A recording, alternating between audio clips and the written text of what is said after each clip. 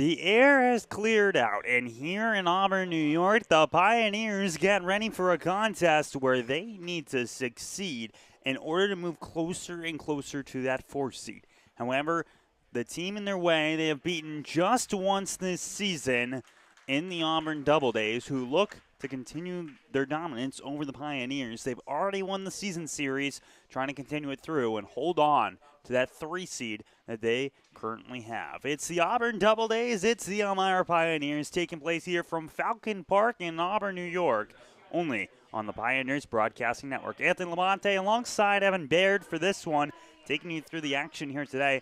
And Evan, this has been just a roller coaster of a season for the Pioneers. What have you liked seeing from them so far, and what do you think needs to get improved now that we're down to the last 6 games? Yeah, I think when you look at this Pioneers team, the bats have been pretty remarkable throughout the duration of the season. We've seen a lot of high-scoring games out of them. We've seen that they have the ability to find unique ways to score runs.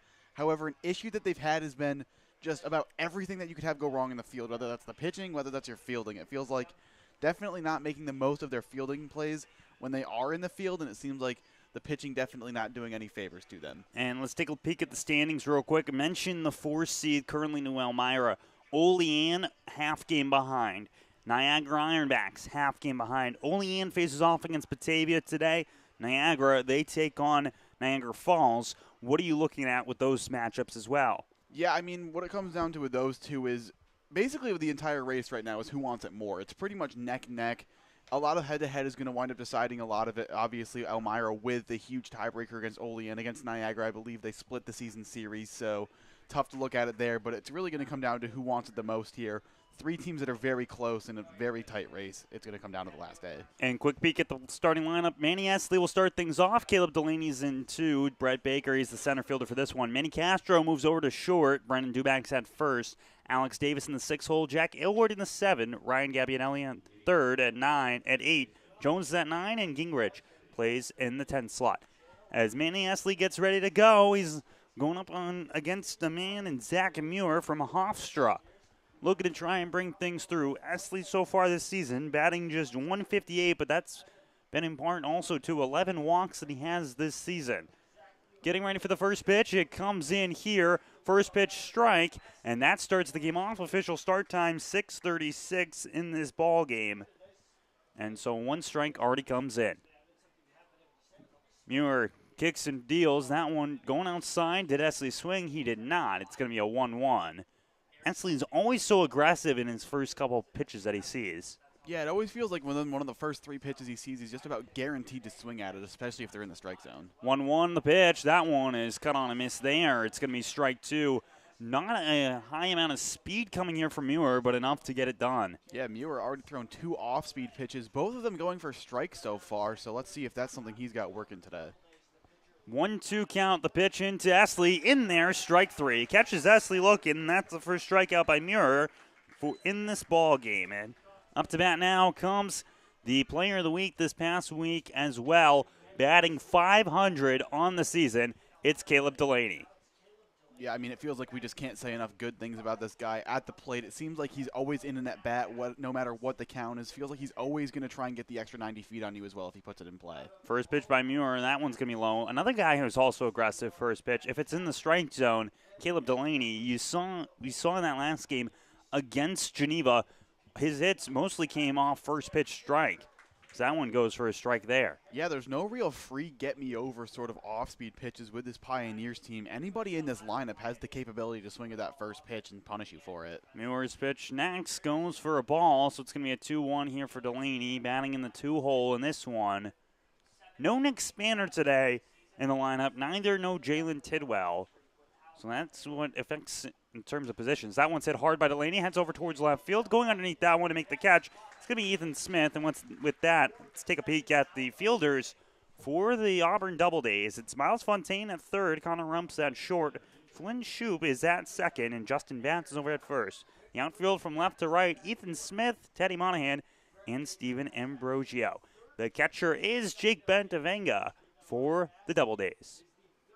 So now coming up is Brett Baker. He comes into today operating with a 13-game hitting streak because that one goes outside. Bentavenga's not able to grab that one. He'll go for a ball number 1. Yeah, that's now 3 straight batters as well that Mirror's gone to the off speed on the first pitch. He definitely seems to have a lot of trust in that pitch to get the first pitch strike right now. Second pitch incoming now. That one will go for a strike. Instead, gets a little bit more speed on that one. The gun rate registering in at 86 miles per hour. Yeah, So that's a lively fastball considering he's got that low 80s, high 70s off-speed pitch to work in with. It's going to be very difficult for the Pioneers offense today to try and stay on top of them. going with a breaking ball. Goes glove side way too far in. It's a 2-1 count coming to Brett Baker. Here's the 2-1. That one is fouled away. Coach Drum not going to try and make a play on that one. It was an absolute liner towards foul territory. So now it's a 2-2 count, and right now Pioneers would not like to see go down 1-2-3, especially with some of their top batters at the start of this lineup. And I think Muir's going to go off speed here. He seems to have a lot more faith in that than his fastball right now. Pitch, that one down there, foul tipped into the mitt for strike 3. So down go the Pioneers, 1-2-3 fashion. When we return, Brendan Hayes, the leader in ERA, steps on the mound for the Pioneers here on the Pioneers Broadcasting Network.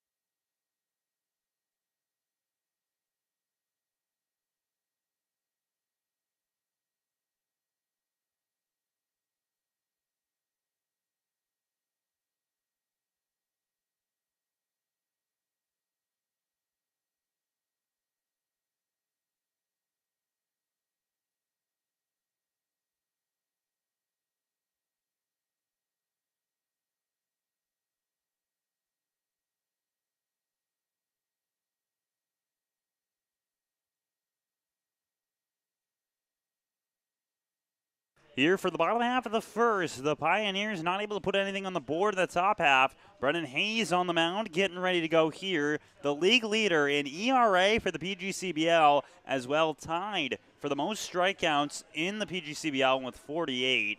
Hayes looks to be the first man to go over 50, but he's going to have to do it against a strong batter here in Jaden Madrid. Anthony Labonte alongside Evan Baird taking you through this contest. As Madrid gets back up here, a 1.95 ERA with 48 strikeouts so far this season. Hayes delivers. That one's going to go for a ball. Yeah, and I mean, part of the reason why he has so many strikeouts is he has just such a good pitch mix. He obviously has a fastball that can sit in the mid to upper 80s, not to mention a great slider that he can go to work off of it. He has a really solid pitch mix. Pitch, that one is going to be hit there towards left field. It's going to drop on in, though. There. So a single already. Jaden Madrid gets that one to drop on home. So now it's one on. Yeah, Madrid showing you don't have to kill the ball to get a base hit. Just gets a fastball, does what he can with it, just dunks it into left field. That's a really good start to the game if you're Auburn. Helps set the tone early here. Now up to bat comes Ethan Smith, batting .417 so far this year. Seeing if he can try and move his man along. The first inning, not always the best inning for Brendan Hayes. He looks to try and hold things off here. First pitch, that one goes for a strike. No need to try and frame that as Jones. That one went down Main Street. Yeah, beautiful get-me-over off-speed there from Hayes. Starts at the hip of the batter, winds up right over the middle of the plate. Just a fantastic pitch. 0-1 count incoming now for Smith. That one goes for a strike again. I want to make a correction. I said that Hayes was at 48. That is actually Landon Birch at 48. Hayes is only at 42 so far this season. So he's still in that top echelon in terms of strikeout numbers, but once again, a strong strikeout team. That one's flipped there from first by Dubek over towards short for Castro, not able to turn two. That'll be the first out. And with that, let's take a peek at the fielders for the Elmira Pioneers. Yeah, going on the infield here around the horn at third base is Ryan Gabbianelli. Shortstop is Manny Castro. Second base, Manny Esley. First base, Brandon Dubek. Outfield going left to right is Tyson Gingrich, Brett Baker, Caleb Delaney, with Ryan Jones doing the catching for Brendan Hayes. So the fielder's choice there on Ethan Smith. And now coming up is Teddy Monahan. Last time the Pioneers faced off against Monahan here at Auburn, Monahan had a grand slam that he worked with. That one goes in there for a strike. He's one of just 3 grand slams the Pioneers have seen this season. The other one came last Sunday in the doubleheader against Niagara Falls when Stickler had a pair of them. Yeah, Logan Stickler had himself a day the other weekend. That one goes for strike 2 against Monahan. He didn't like that one. He thought it was a bit outside, but the home plate umpire has final say. It's an 0-2 count. And that's also just a different pitch. Hayes has definitely gone off speed early in the counts here, and then he goes to the fastball and just had him a little confused. Hit on the ground. Castro flips over to Esley. That one back over to first. It's not going to be in time, though. Good scoop on the drop there by Dubek, but no good on the throw from Esley. It will be another fielder's choice that puts a man on. So Monahan will get on. Back-to-back time, fielder's choice where the second man going towards second gets out. And now up is coming Justin Batts, 286 this season. Looking to see if we can move Monahan along. Yeah, I mean, Hayes right now definitely has the off-speed working. That's what's allowing him to get the ground balls. And it's going to have to be very successful for him today if he wants to get deep into this one. We know that he has the good fastball, but when you have an off-speed pitch that can work off of it, as well as it's working right now, you're going to be able to find yourself getting deeper into games. First pitch, Batts is not able to hold up his bat. It goes for a strike. 0-1, the pitch. That one is at high in the air. It's going to go right over the glove of Dubek. It's going to head into the outfield. So it's going to be a hit there for Batts. Monahan's going to round towards third. So a single there by Justin Batts puts him on and moves Monahan over. Yeah, neither base hit in the inning really impressive in the exit velo category, but at the end of the day, whenever you're getting base hits, you're getting base hits, and now runners on the corners with 2 outs. Auburn with a chance to do some damage. And up to bat here comes Flynn Shoup, the second baseman who's hitting .350 so far this year. And for Shoup, on the season, he has a grand total of 6 RBIs. Looking to try and increase that here as they get ready to go.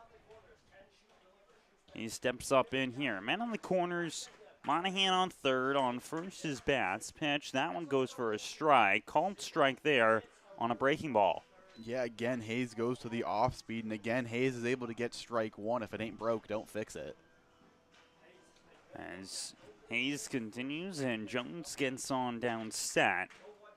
Pitch. That one is hit on the ground. It's rolled over. It's grabbed there by Castro. He flips to Esley, so Manny-to-Manny connection gets to the third out with no runs scored. It's 0-0 as we head into the break here.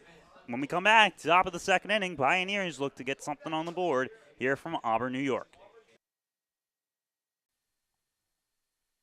The Elmira Pioneers are sponsored by AIM Independent Living, AJ's Outdoor Power Equipment, Ann's Pancakes, Centralis Health, Blaze Brockway, Bully Hill Vineyards, CAF USA, Casa Trinity Prevention, Chemung Canal Trust Company, Chemung Supply, Coca-Cola, Council Rock Wealth Advisory Group, Dandy Mini Marts, Elm Chevrolet, Elmira Heat Treating, Chemung County Family Fitness Center, Finger Lakes Federal Credit Union, FM Howell, Glove House, Guthrie, Hilliard Corporation, Honeybee Made, Jubilee Foods, Kahuna's, Kennedy Valve, M&T Bank, Martha Lloyd Community Services, McDonald's, Papa John's, Pathways, Pinecroft, Rodney J. Strange, Serve Pro, Serve You Credit Union, Sheddens, Solutions Credit Union, Southern Tier Custom Fabricators, Susan Minchin Dentistry, Swan Morse Insurance, Texas Roadhouse, Tom South Corning Collision, the United States Army, the United States Navy, Vasco Brands, Wegmans, Wise Markets. Here for the top half of the second inning, Manny Castro will step up to bat for the Pioneers. They went down 1-2-3 in the top half of the first inning and just had a little bit of men on when they were on defense. That first pitch goes up high.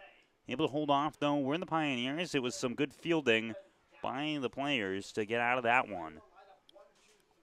And now Muir looking to try and get down another batter. That one's hit high into the air. Sky high for Muir, who calls off his fielders.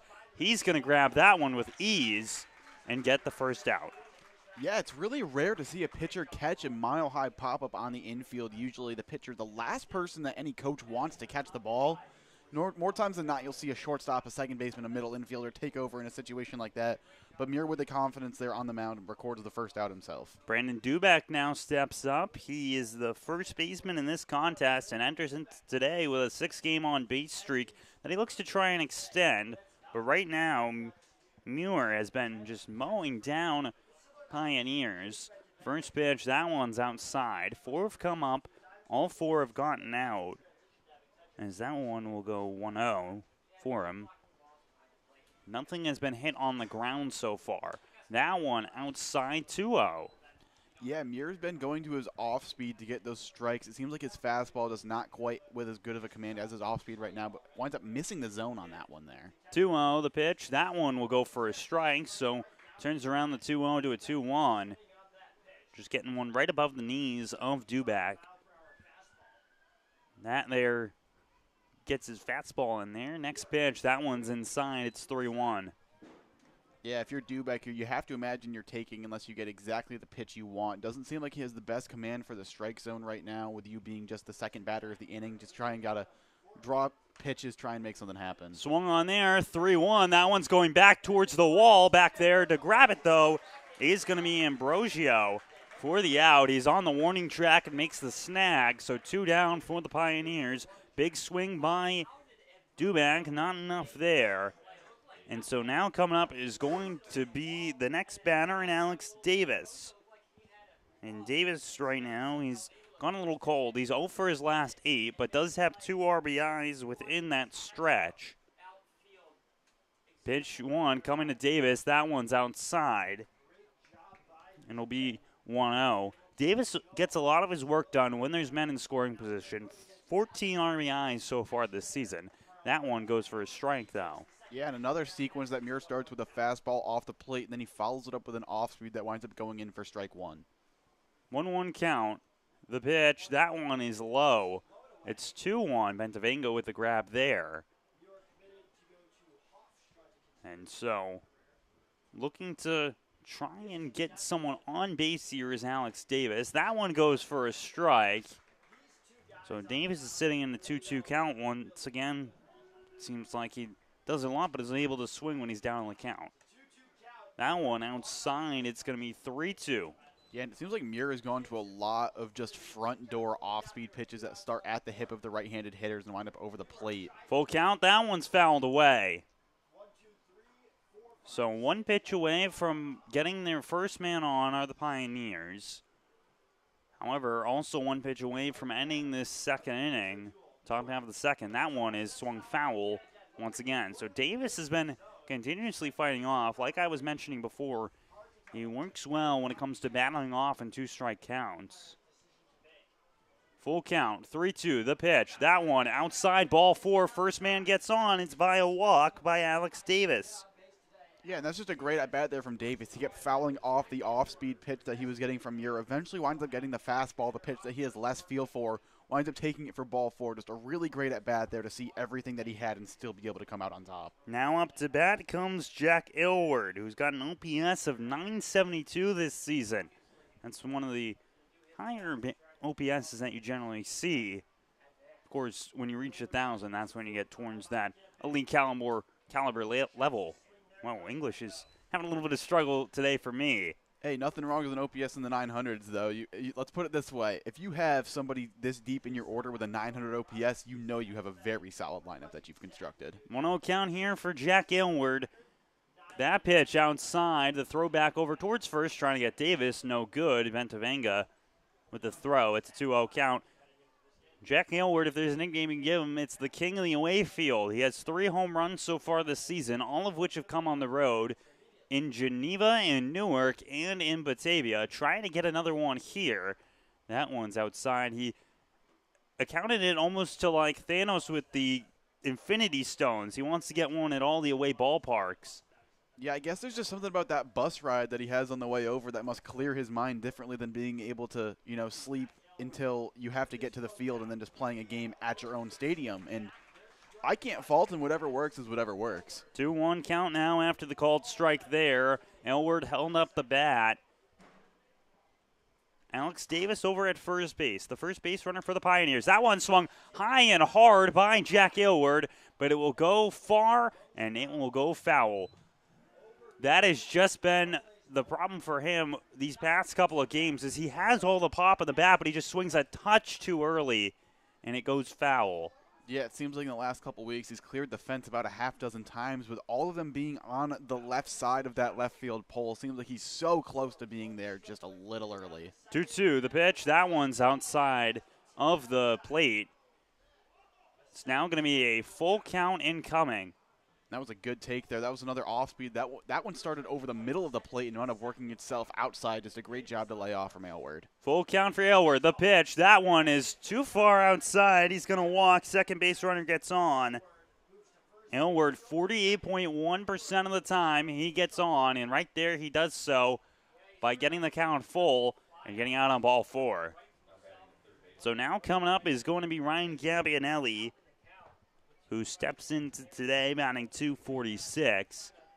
Trying to see if he can do some damage, get the first run on the board for either side. Muir has not let up a hit so far. Both of the base runners have been via walk. Pitch, that one, outside corner strike. Yeah, and different to see him go to the fastball and able to get it for a first pitch strike there. Obviously now pitching with a lot more pressure with 2 runners on versus a clean slate. 0-1 count here. Gabbianelli has a close stance there at the plate. The pitch, that one's fouled away. There. It's going to go 0-2.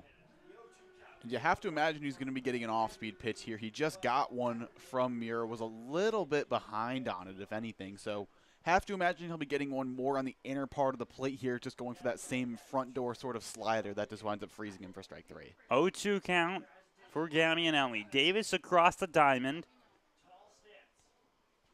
Pitch coming in. That one swung on a miss there for strike 3. The third punch out of the day by Muir, and it leaves 2 on for the Pioneers. You head to the bottom half of the second inning. Brendan Hayes will step back on the mound. Auburn looking to try and capitalize after they left 2 on and back in the first.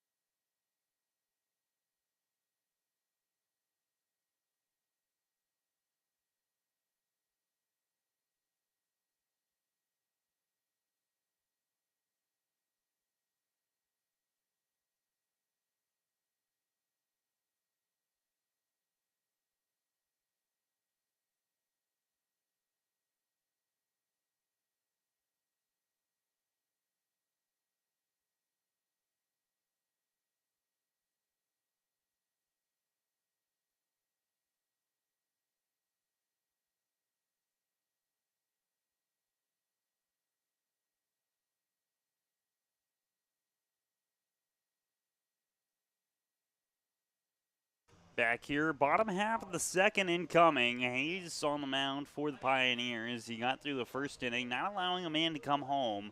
That's where we sit with zeros on the board. Pioneers were not able to score in the top half despite 2 walks. Muir has just been dominant there on the mound. But now he's who will look towards this lineup where he has to end up facing the 6, 7, and 8 batters in Braden Michelson, Miles Fontaine, and Jake Bentavenga. And so now Michelson will step into the box to get things going here. It's been a lot of righty-righty matchups for Brendan Hayes that he's been working with, and so far it's not, the hits that have come have not been those sort of blasts that you sometimes see from him. They've been a lot of bloop singles or some ground balls. I mean, yeah, of the 2 base hits he's given up so far, one just wound up dunking its way into left field. The other one just a bloop shot into right field. That one is hit down the line. Will it remain fair? It does not. It goes foul. Gabbianelli doing a good job, waiting until it crosses over the line before he makes the grab. It's going to be an 0-1 count here for Michelson. Yeah, strong awareness from Gabbianelli. A lot of times you'll see the third baseman waiting for that ball to roll foul before picking it up. Obviously, just such a low exit velocity ball like that just winds up rolling down the line. There's not much of a play you have if you're a third baseman. The best bet you can do is wait for it to go foul. Michelson batting .293 so far this year. Looking to try and get something together, maybe string together a couple of runs for the Auburn Doubledays. He fouls that one off. It'll go for a strike. And so Michelson will get back in here. Getting ready. Hayes is set on the rubber. Kick, deal. That one fouled once again. So 3 straight foul balls for Michelson. Keeps him alive in this at-bat. Yeah, and the last couple pitches from Hayes have wound up being off-speed. Wouldn't be surprised to see him go to a fastball here, just try and speed up Michelson after giving him a couple of soft pitches. So now 0-2 once again. No shift by the infield or the outfield in this situation. Pitch comes in, and that one inside part of the bat goes foul. Yep. Remain 0-2. I mean, Hayes goes inside fastball trying to get Michelson to swing through it. He just gets enough of it to stay alive here. However, it's still an 0-2 count. 0-2. Now Michelson's getting ready. As you see, just kind of the awareness of where he wants to place that bat. That one's hit on a dropper there. Will bloop on in towards left field. Another hit coming for the Auburn Doubledays. A single there, and Michelson's on. He just dropped underneath that one and swung it just a touch up. Yeah, that's a great swing. He gets an off-speed pitch there, stays on it, gets enough of it to get it into left field for the base knock. Didn't try to do too much with it, but did enough to get a base hit. That's a really solid at-bat to get the bottom half of the second going. So 1 man on, still no outs as Miles Fontaine gets ready to go here for the Doubledays. Fontaine batting .222 so far this year, and he has just 1 extra base hit this season, as that one goes for a strike there. Yeah, Hayes just goes to the fastball in the outer part of the zone, paints the corner beautifully to steal strike 1 against Fontaine. Very solid first pitch. So 0-1 count incoming now. Pitch, that one hit on the ground there. Hayes grabs that one. He does not throw over towards second. It took a little too long to develop over there. So it's a fielder's choice there. The throw over the 1-3 moves Michelson over to second base. So 1 down now. Yeah, and that might have been a bit of a miscommunication there between Hayes and the middle infielders. A lot of time when a runner gets on first base in a double play scenario, the pitcher is going to look at one of the 2 middle infielders and give him a little hand motion to be like, hey, if I get a comeback or I'm expecting you on the mound, or excuse me, on second base there. I'm sure he didn't quite have the connection going there, as it looked like both middle infielders were a little confused as to who was covering the bag. Now Jake Bentavenga, the catcher, steps up to the plate. His first pitch, trying to go inside corner, no good. It'll be a 1-0. Here. And 1-0 coming to Bentavenga. He's got a duck on the pond. That's just across the diamond, trying to move on. He's dancing back there as Michelson. That one has got underneath and swung. It'll go well too far foul. Duback will not run over for that one. It'll be a 1-1 count. Yeah, and for Hayes, this will be an interesting pitch. You go off speed on the first pitch. You try to go front door curveball, just barely missed it, and then you go fastball here. I think you can go fastball again in this situation here, but ultimately you're trying not to get the fly ball and get the runner over to third base. 1-1 count. The pitch, that one is low, 2-1. And have to wonder how much that lead for Michelson leaves him open in case Hayes wants to take a step off and throw back, because Esley would be the one to move over. He's playing second base today. 2-1 count. The pitch, that one is going down there foul on the breaking ball. 2-2 now incoming. And I think judging on that swing, he's going to throw another breaking ball here. And I think part of that is that you have Esley covering second base here. Obviously, that means if you throw a fastball, if you're on the late side of it but still get a good swing, you're going to hit it right towards where the second baseman would be. I just think right now Hayes has too good a feel for his off speed to not try and get the strikeout with it right here. 2-2, looking for his first K of the day is Brendan Hayes. The pitch, that one swung on a miss there for strike three. So strikeout number 43 on the year for Brendan Hayes comes by way of a swing there of Bentavenga. So now it's 2 down, as coming up is going to be Connor Rumpf, the shortstop, who has come in replacement of Madrid. Madrid normally that shortstop in there, but Rumpf has been getting a little bit more looks as we come later in the season. It's kind of the same as we saw with the Elmira Pioneers with Jalen Tidwell coming in. That one's going to go for a ball. Yeah, back-to-back hitters where Hayes has tried to go front door curveball on the first pitch, just left him a little bit too inside, so wouldn't be surprised to see him follow up with the fastball here to try and get strike one. 1-0 here for Rumpf, trying to move Michelson along the base path. Pitch, that one hits Rumpf. So hit by the pitch there, sends Rumpf over to first base. Breaking ball doesn't break enough. And now coming up is Steven Ambrosio, the right fielder, to bring this one forward. He is batting 2 for 17 so far this season and gets ready to go with 2 men on. It's a force play at any base as Hayes gets ready now. Pitch, that one outside corner, ball 1. Yeah, and Hayes with a very strong commitment to his off speed right now. That's 3 straight pitches in a row that he's thrown. None of them have been in the strike zone. However, they've all been off speed. So although he may not be getting strikes, he certainly has trust right now. 1-0 the pitch. That one fouled off, heads off the netting and up to the top of the roof before falling back down. And the foul balls so far by Auburn have been what's been keeping them in these at-bats, keeping them competitive, especially when it gives them an opportunity to just drop something in for a hit. 1-1 count now for Ambrosio. That one's going to drop down. It's going to get past Jones. So wild pitch there, gets past Jones. And so now it's a man on third and a man on second for the Auburn Doubledays. Yeah, Hayes goes fastball there.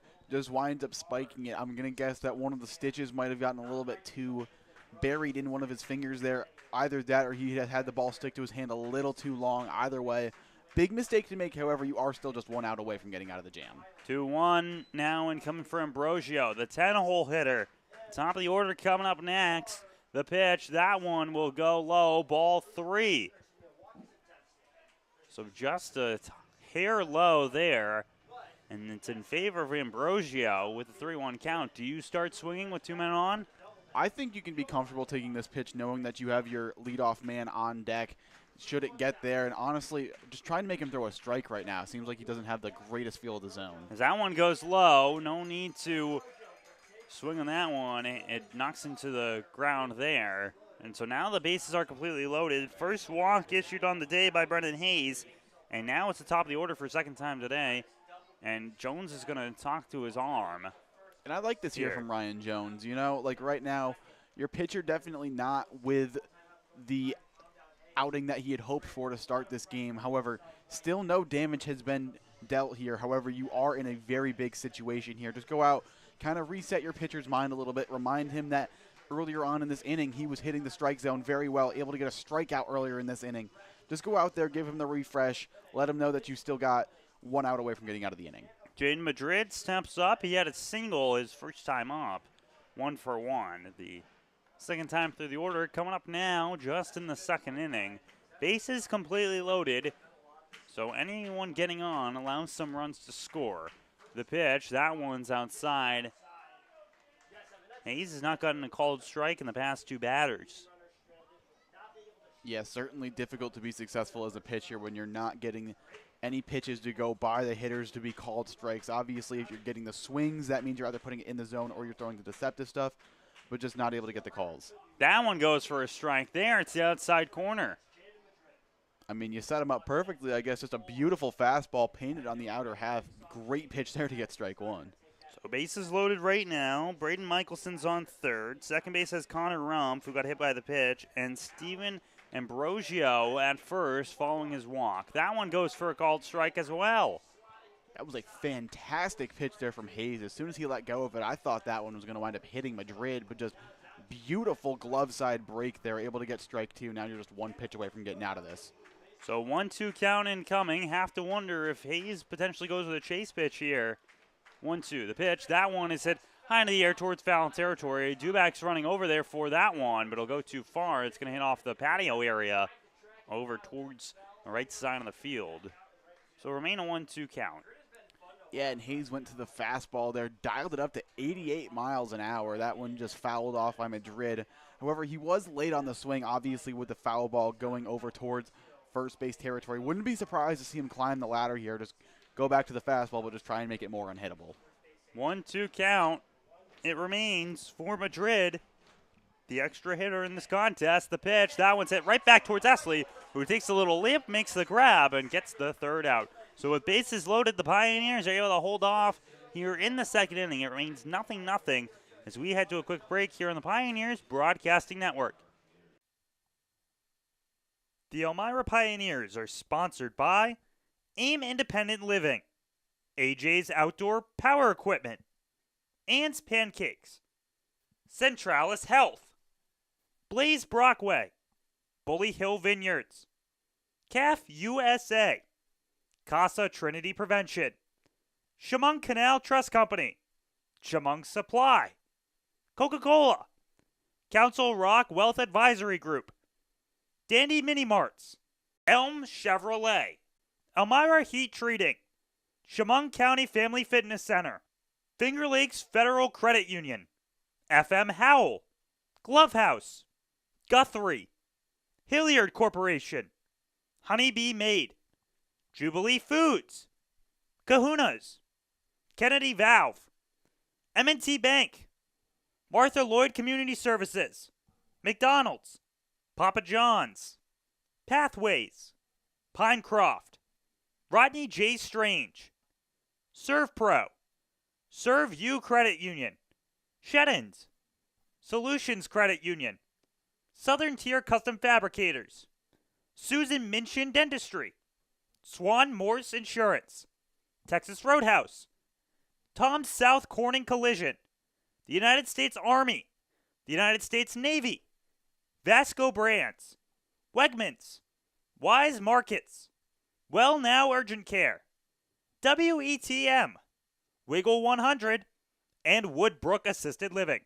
Thank you for sponsoring the Elmira Pioneers, and go Pios. Top of the third, incoming now. Pioneers were able to hold off defensively with the bases completely loaded. Now trying to score some runs, take the lead in this one as they try to keep their playoff hopes alive. Sitting at 500 right now. They're 16-16 with 2 other teams close by in the race in Olean and Niagara, Canada. Give you an update on those games they have today in a moment here. But Ryan Jones is up to bat, and he's batting .069 so far this year, and it's not been due to the part of him not hitting the ball. It's just been hard outs that he's been getting with. 0-1, the pitch. That one will go fouled away there. It's going to be an 0-2. Yeah, and the off speed was the first pitch from Muir. The second pitch was a fastball from Muir. It seems like we've seen this sequence a lot on the first 2 pitches so far today. I'm going to have to imagine he goes back to the off speed here, though. because that seems to be the pitch he's more comfortable with for putaways. 0-2 to Jones. That one swung and a miss there for strike number 3. So that will be another strikeout on the day for Muir, his 4th. And now Tyson Gingrich will step up. And in those other games around the West Division, the Niagara Falls Americans currently lead over Niagara in the top of the 3rd inning. It's 1-0, while Olean and Batavia are tied at 0 in the bottom half of the 2nd. As Gingrich steps up here, Muir's first throw to the lefty will go for a strike. It's an 0-1 count. And after getting the strikeout on the off-speed pitch, Muir just right back at it. Seems like first pitch is not going to be close to anywhere near above 80 miles an hour. Going to have to see these Pioneers hitters try and adjust to it. 5 pitches, 5 strikes so far for Muir. As that one gets called there. 0-2 incoming to Gingrich. The pitch, that one inside. Is it strike 3? No, it is not. So no immaculate inning coming here from Muir. He thought he had strike 3 there. Gingrich does a good job holding up. Still a fantastic pitch regardless, and even still, Muir finds himself in the driver's seat of this at-bat in a 1-2 count. Pitch, that one's on the ground there by Gingrich, and it's going to head into the outfield. First hit of the day for the Pioneers on a grounder right past the second baseman's glove. It's going to be a man on first for them, as coming up will be the top of the order in Manny Esley. Yeah, last inning we saw a little 2-out rally out of the Pioneers. They got 2 runners on, however, weren't able to have anybody come across. But now with 1 out here in the 3rd inning, Gingrich gets them their first tally in the hit column. Let's see if Esley can follow it up and get something going. Esley 0 for 1 in the ball game so far. He struck out looking his last time up. Pitch comes in, and that one swung on there for strike number 1. And stop me if you've heard this before. First pitch was an off-speed. Yes, off-speed pitch there from Muir. Esley gets aggressive on that one, trying to see if he can move Gingrich. The pitch, that one is going to be another off-speed for strike 2.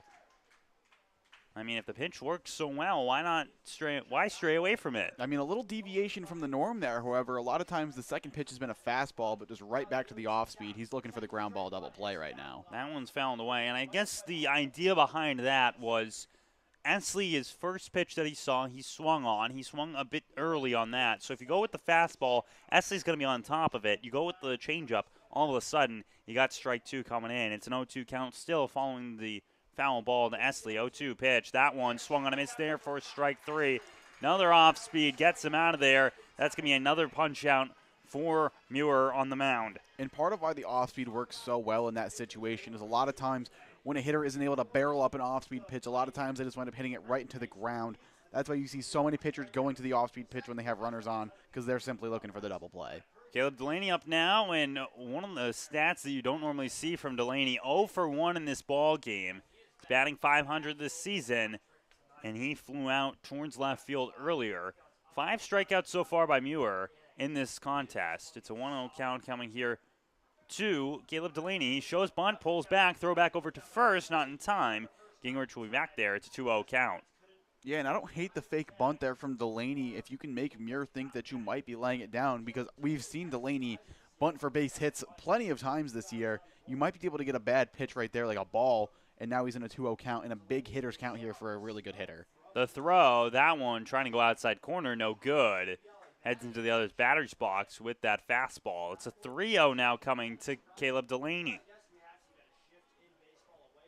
As the corners are currently playing inwards here. Pitch, that one's high. 4-pitch walk here for Caleb Delaney. And he gets on for another time here.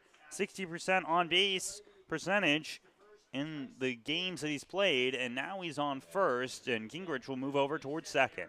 And you mentioned the defensive alignment of the corner infielders playing in. If we look at the middle infield here, second baseman is beyond the cut of the dirt. He's playing probably 3 or 4 steps into the outfield here.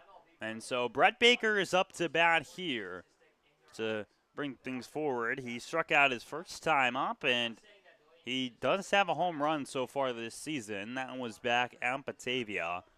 So does have that pop in the bat. That could be the reason why you see the right side of the field move back a little bit.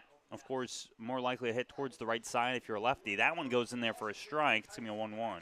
And with 2 outs here, you have to imagine a ball that gets hit to the outfield. Caleb Delaney with a very real chance to score on it. Obviously, elite speed on the base paths. And Baker with a chance to send the ball a long way. We'll have to get Gingrich over from second as well. The pitch, that one's inside. It's going to be a 2-1. The inside part of the plate against lefties here has definitely been a pitch that Muir thinks he should be getting for a strike, just isn't quite able to get. We saw it with Gingrich a couple hitters ago, and now we're seeing it again with Baker. He likes that inside pitch, just not able to get it for the strike call. It also comes with how the home plate umpire has to adjust when it's a lefty batter. They always move a different bit towards that batter. So when something comes inside, it's going to look a lot more inside than if it's a righty batter. As that one goes for a ball, and it's 3-1. That pitch outside. So a 3-1 count and coming to Brett Baker. If a pitch goes outside once more, then it would allow the bases to get loaded for the Pioneers. Pitch comes in. That one's high. Ball 4. So bases loaded now coming in here following what was a Tyson Gingrich single and then back-to-back walks by Caleb Delaney and Brett Baker. Bases completely loaded. The manager comes out to start talking to his man on the rubber there for Auburn. And what do you think could be said here when coming up against Manny Castro, who does such a good job in these bases loaded situations? I think it's just the same thing that we saw in the bottom half of last inning. Bases loaded with 2 outs is definitely a difficult jam, but you already have 2 outs. It's going to be the same conversation probably that Jones and Hayes wound up having. You're just going out there, you're reminding your pitcher, you're still just 1 out away from getting out of this. Don't get away from what you're doing. Just keep doing you. You're obviously doing very well. You have 5 strikeouts already in just the 3rd inning. Just got to keep getting it to work. Ultimately, just try and get 1 more out. And so just needs 1 more out with Manny Esley being the 2nd out of this one. The first out came by Ryan Jones. Manny Castro's now coming up to the plate. 2 strikeouts so far in this one by Muir in this inning. The first pitch will go past the catcher in Bentavenga. Running on home and sliding is Gingrich. He's in there in time. First run's on the board off the wild pitch, and it's going to be Tyson Gingrich. Pioneers lead this one 1-0. And I think Bentavenga is going to want that one back. Definitely looks like a blockable pitch, especially for playing on artificial turf where you're going to get that perfect hop every single time. That one just able to get through him, though. He made a great effort, though, to try and make up for it. Gingrich just safe at the plate there. So now Delaney at 3rd and Baker's over at 2nd. Next pitch outside again. 2-0 here to Castro, who had a 3-run home run against the Niagara Falls Americans last Sunday. It was an absolute opposite field moonshot that he threw. That one's well outside. It's 3-0. And here it feels like you might as well just put him on. Obviously, a bases loaded situation again is not ideal. However, bringing back the force to any base can be so important here, especially when you're still just 1 out away from getting out of the inning. 3-0 count. Don't expect a swing here from Castro on the pitch. That one will go down Main Street. It'll be the first strike of the at-bat. The given 3-0 strike. Obviously still nowhere near this at-bat being over here. Castro can be very competitive at the plate, although we've seen Muir make some very great pitches so far. That pitch, that one swung on a miss there. First strike 2. So what started as a 3-0 count now goes full off back-to-back strikes, 1 called, 1 swinging. And I'm fully expecting a fastball here from Muir. He just got one right past Castro. Have to imagine he's going to double up on it. Bentavenga gives the sign to his arm. The pitch, that one fouled by Castro. Yeah, Muir goes to his fastball there. Castro just does a better job to stay on top of it, get on time, and foul it back. So, again, we'll do the 3-2 pitch here, and I think that this time he might be seeing an off-speed pitch, try and catch him leaning for the fastball. 3-2 the pitch. That one swung hard there by Castro. Heads over towards left field, but it's going to fall on short, and it'll be grounded there by Smith for the 3rd out. But 1 run does score on a wild pitch. That's Tyson Gingrich. It's a 1-0 ball game here from Auburn, New York. Pioneers lead this one. When we return, it's the bottom half of the 3rd. Hayes looks to continue his dominance on the mound.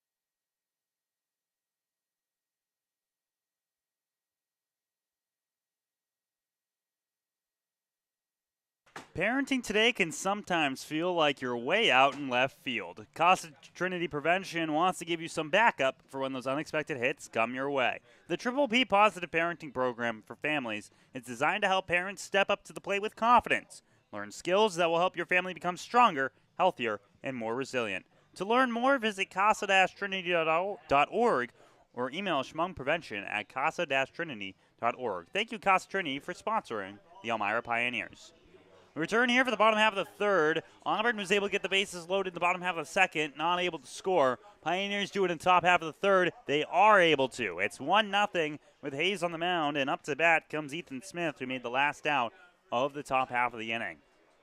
Yeah, and it was a bit of an unconventional first run scored in the game. Obviously wound up being scored on the pass ball, wild pitch. Not entirely sure how it wound up being scored, but feels like it's not very often you see the first run of a game come across in that fashion.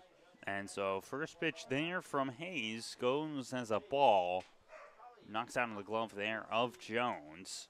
So it's a 1-0 count here for Smith, who got on base last time by a fielder's choice. He'll go 0 for 1 on the day right now. That one goes for a strike.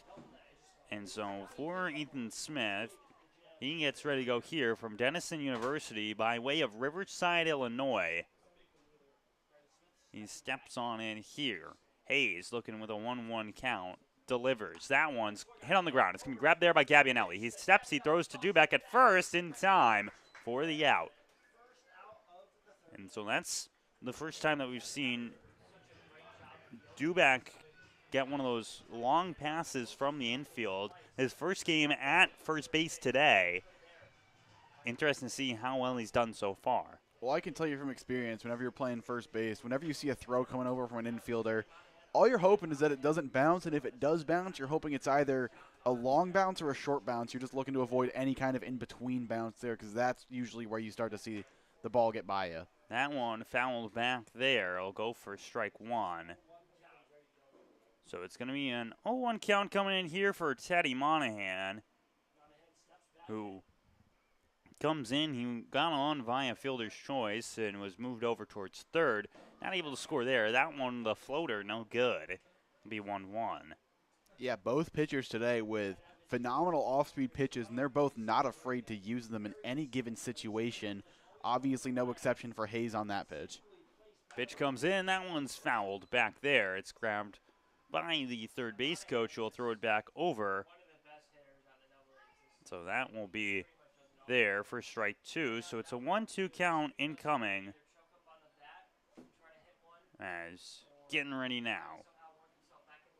Set on the rubber. Time is out. So timeout there comes in, and it'll remain here a 1-2 count now for the man at the plate and Teddy Monahan. Auburn Doubledays trying to get through this one. That one swung on a miss there for strike three. So that'll be the second strikeout of the day by Brendan Hayes. He moves to 44 on the year. And so now coming up is going to be Justin Batts, who has a single in this ballgame. That was one that was just hit over the glove of Brandon Duback. And he gets ready to go. First baseman steps in now. Yeah, going back to that strikeout pitch, just a fantastic off-speed there from Hayes. Have to imagine he caught Monahan trying to catch a fastball there, just wound up getting the curveball by him because he probably wasn't expecting it. That one goes for a strike there. It's an 0-1 count here between these two sides. Elmira Pioneers at the Auburn Doubledays here today. That one's too high, 1-1. They have another game against Auburn coming up next Sunday. That is in Auburn as well. We're supposed to have one yesterday. However, that was ended up getting postponed due to the air quality in Western New York. That one's outside 2-1 now.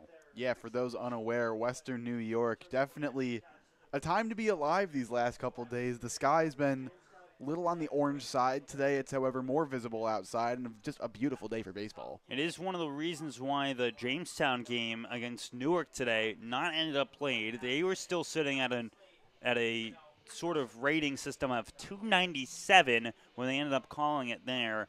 Right here, it's more towards that 100 level that you see as a normal, healthy level. here. 3-1 count from Hayes. That one no good. It's going to be ball 4. He gives up his first free pass of the ball game. And so Bats goes over to first. Yeah, certainly not looking to walk any hitters, but if there's a situation for it, 2 outs and nobody on is definitely the place for it. Not to mention there wasn't a ton of bad misses in that at-bat. It felt like Hayes had a general good command for a lot of the pitches there, just not quite able to get the strike zone or just not quite able to get the swing and miss he was looking for, but still in a very manageable situation. And now up to bat comes Flynn Schum, who grounded on his last time up. That was one that was hit over towards shortstop as that one's hit high into the air, heads towards left center field. But getting underneath that one is going to be Brett Baker in time for the 3rd out. So that ends the 3rd inning. The Pioneers score 1. They are now in the lead. It is 1-0 between Elmira and Auburn. When we return, the Pioneers bats look to try and increase that lead here from Auburn, New York.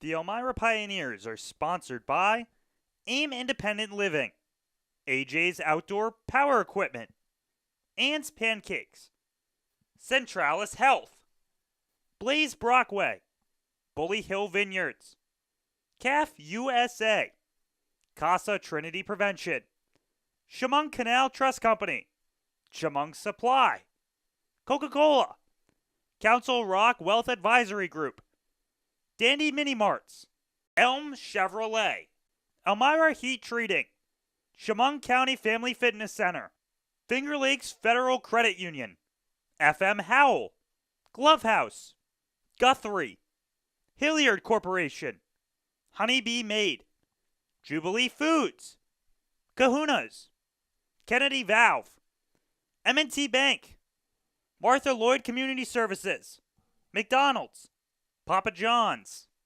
Pathways, Pinecroft, Rodney J. Strange, ServPro, Serve You Credit Union, Sheddens, Solutions Credit Union, Southern Tier Custom Fabricators, Susan Minchin Dentistry, Swan Morse Insurance, Texas Roadhouse, Tom South Corning Collision, the United States Army, the United States Navy, Vasco Brands, Wegmans, Wise Markets, Well Now Urgent Care, WETM, Wiggle 100, and Woodbrook Assisted Living.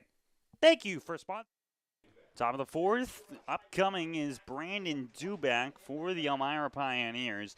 They scored 1 last time as Muir gets his first pitch in there, strike. Duback 0 for 1 in the ball game, but Gingrich was the one who put a crooked number on the board for the Pios, and their defense able to hold on in the bottom half. That pitch outside, it's going to be 1-1. Yeah, and the first pitch wound up being an off-speed. No surprises there from Muir, but he goes back to it on the second pitch, and the second pitch has definitely been more of a toss-up as this game has progressed. Started it with a fastball in the earlier parts of the game.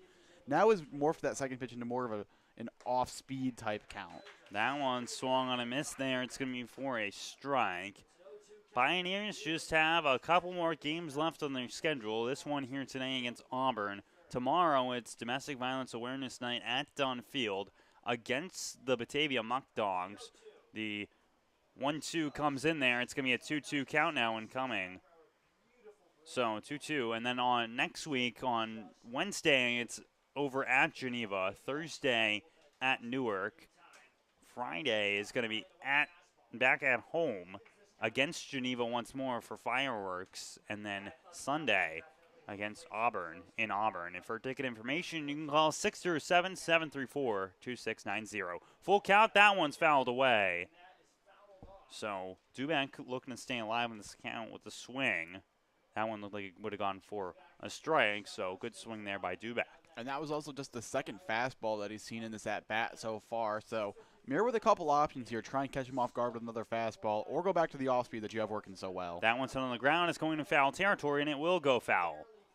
So Duback not able to get on that way. Once again, entered in today with a 6-game on base streak that he looks to hold up with. Right now with a full count, if he watches ball 4 go past, that will continue into 7 games. And I can tell you he's probably going to get another off-speed pitch here. He was just way out in front of an off-speed pitch, wound up fouling it off. So Pitch, that one hit hard towards the right side. It's going towards foul territory, and it will be foul. But an absolute smoker there by Brandon Duback.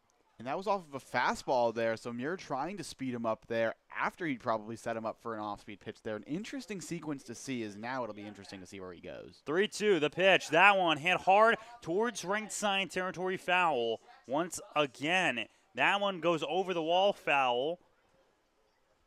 So Duback has that pop. He has 1 home run so far this season. That came at Dunfield. That was the first run scored in the 23-0 game against Newark. Full count, the pitch. That one swung foul again.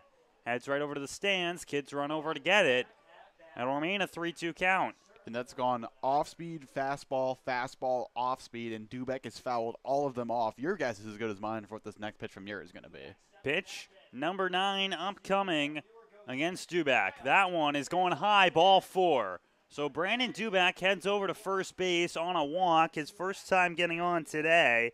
Extends it to a 7-game on-base streak and puts the leadoff man on. And that's just a fantastic at-bat right there. You make the pitcher work. You throw more pitches than you want to start the inning. And then you surrender the leadoff walk, which normally doesn't bode very well for pitching. But just a fantastic at-bat there from Brandon Duback. Worked the count, got on base. Alex Davis comes up here. He got walked his last time up. That one will go for a ball. It's 1-0. So with a man on first, Alex Davis looks to move him along. That one will be outside. Then Tavenga takes a step up in case if he needs a throw down. Duback not running, however. So 2-0 count now here for Davis. The throw, that one will go high again. It's 3-0 coming for Alex Davis. And that looked like a good pitch there from Muir coming into Davis. Just wound up missing a little inside. And now he's just 1 pitch away from walking the first 2 hitters of the inning. That one goes in there for a strike. It's 3-1. The only activity happening in the bullpen right now for Auburn is the players playing soccer over there. 3-1, the pitch. That one's high, ball 4. So Davis gets on now via walk. So it's going to be 2 men on here with no outs. And up to bat comes Jack Aylward. And if you're Jack Aylward here, you know more than likely that he is going to wind up trying to sit on the fastball here, and he's just going to try and turn on it. We've seen that with him all season. That seems to be his theme. So wouldn't it be very shocking to see a steady diet of off-speed pitches here from Muir to try and catch him off guard, try and get that first out of the inning, or a double play? Man on first, man on second for Jack Aylward. First pitch comes in. He holds up on that one. They rule it a strike, though. It gets the inner corner of the plate. It'll be an 0-1 count. He got the fastball there, just winds up laying off. Not a bad take there, as if you're not quite ready for it, that can be such a difficult pitch to hit, and you don't want to create 2 outs here. That one's high. It's going to be 1-1. So just a touch higher than the last pitch was thrown, makes it a 1-1 count for Jack Aylward. Always wearing those red sleeves for him, no matter what the weather is out, that compression sleeve that he has. That one's outside. It's going to be a 2-1. Walked earlier in this ball game. Back-to-back batters have been walked in this inning.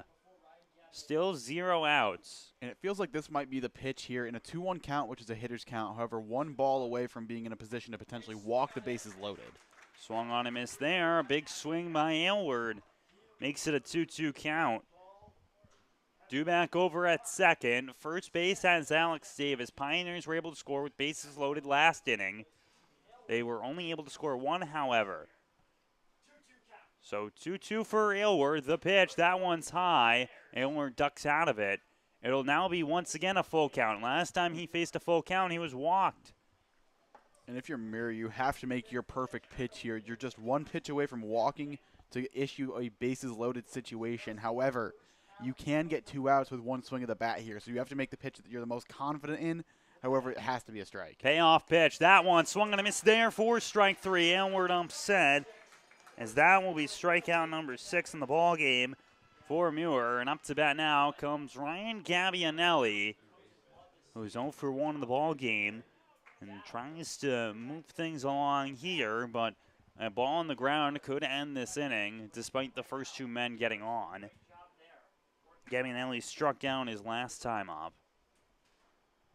So Muir is able to bounce back. His first full count earlier was a walk to Brandon Duback in this inning.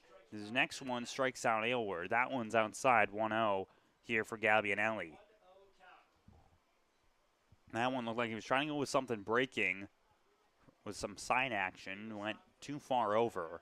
It's 1-0. The pitch, that one now the other way. So starting outside, now goes inside. Have to see if he could get his third one to go towards the middle of the plate. It's a 2-0 count. And I think he's going to throw that off speed that he was very reliant on in the earlier innings that winds up at the hip of the batter and winds up over the middle of the plate.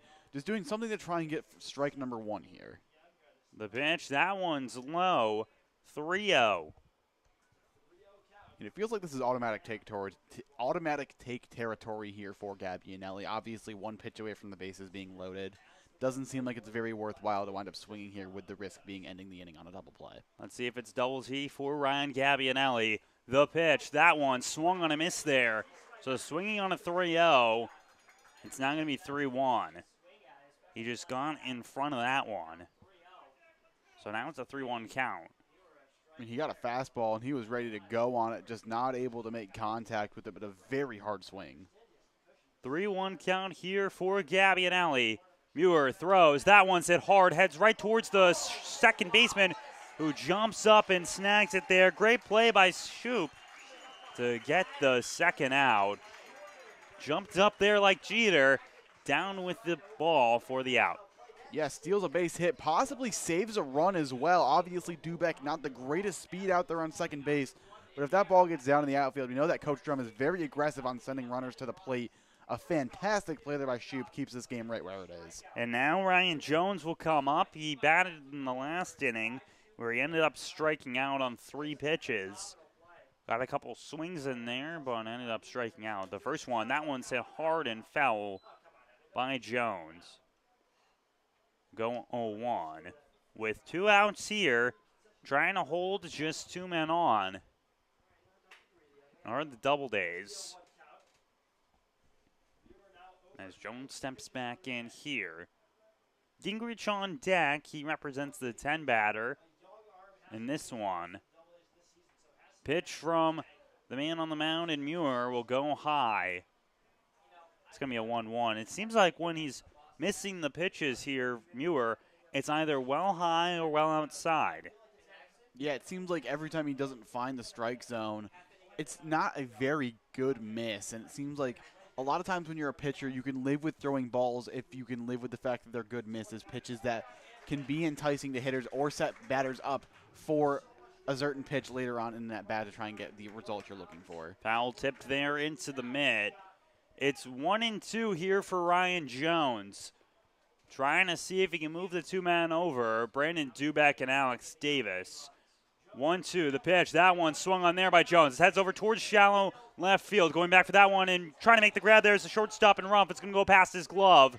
And that will score a run there off the bat of Ryan Jones. Have to wonder what that's ruled. It seems as though it's ruled as an error that scores the man on home. So now it'll be a 2-0 lead by the Pioneers over the Auburn Doubledays. Yeah, difficult mistake there to make if you're Connor Rumpf. Looks like he was settled underneath it, ready to make the play. Ball goes into the glove, just not able to stay in the glove there.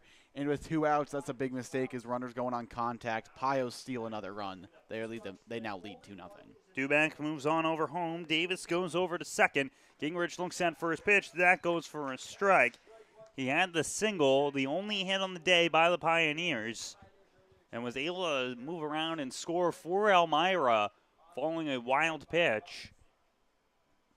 Muir now delivers. That one's going to go well past Gingrich, and that'll move Davis and Jones along. So the ball just slips out of the hand wrong, and now it's men on third and second. Yeah, clearly just going for an off-speed pitch, but never had a great feel for the pitch. Only thrown at 79 miles an hour. We've seen Muir working into the 80s today, but that one just heading right at Gingrich there. He does a good job to get out of the way as well as get the bat out of the way. You don't want to have that one clip the lumber and you get pinned with a foul ball strike. Pitch, that one outside. It's going to be a 2-1. So The second run here that the Pioneers have scored will not go earned against Muir due to the error there. And if any runs were to score for the rest of this one, it would also go unearned. Pitch. That one goes inside, and giving the sign to come on home for Davis is Gingrich, who now sends home the man. And so it'll be 3-0 in favor of the Pioneers as Ryan Jones moves over to third base for this one. Yeah, and this is where the little things start to add up. You get the pop fly that could end the inning, just not able to have your shortstop squeeze it. Now 2 runs have been surrendered, and you find yourselves in a 3-run hole. And so now there is some action happening in the Doubledays bullpen. The right-hander is warming up for him.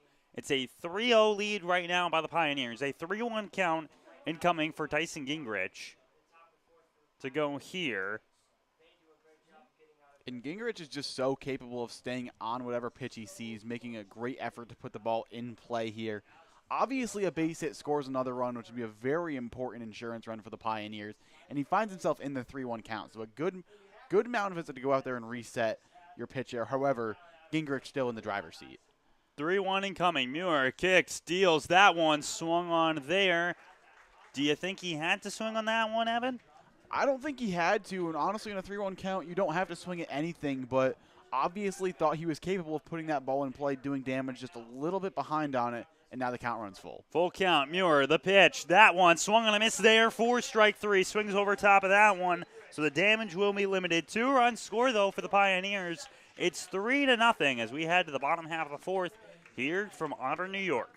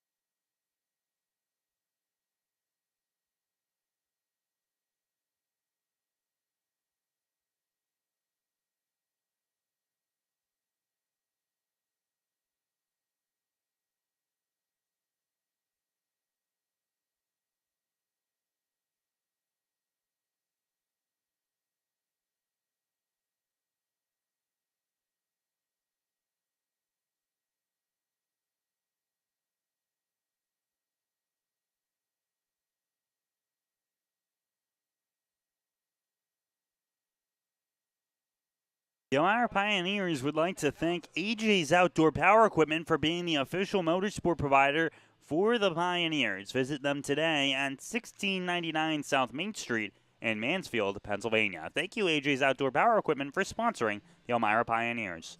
Back here, bottom 4, Pioneers scored 2 in the top half. It's going to be 3-0 right now in favor of Elmira here in Auburn, New York. Anthony Labonte alongside Evan Beard for this contest. And the factor in this one, the 4th seed in the West Division. The Pioneers currently hold that spot right now, but have to hope on to win this game and also have a little bit of luck in their favor. Up to bat right now, coming for the Doubledays is Braden Michelson. That'll go inside for a ball here.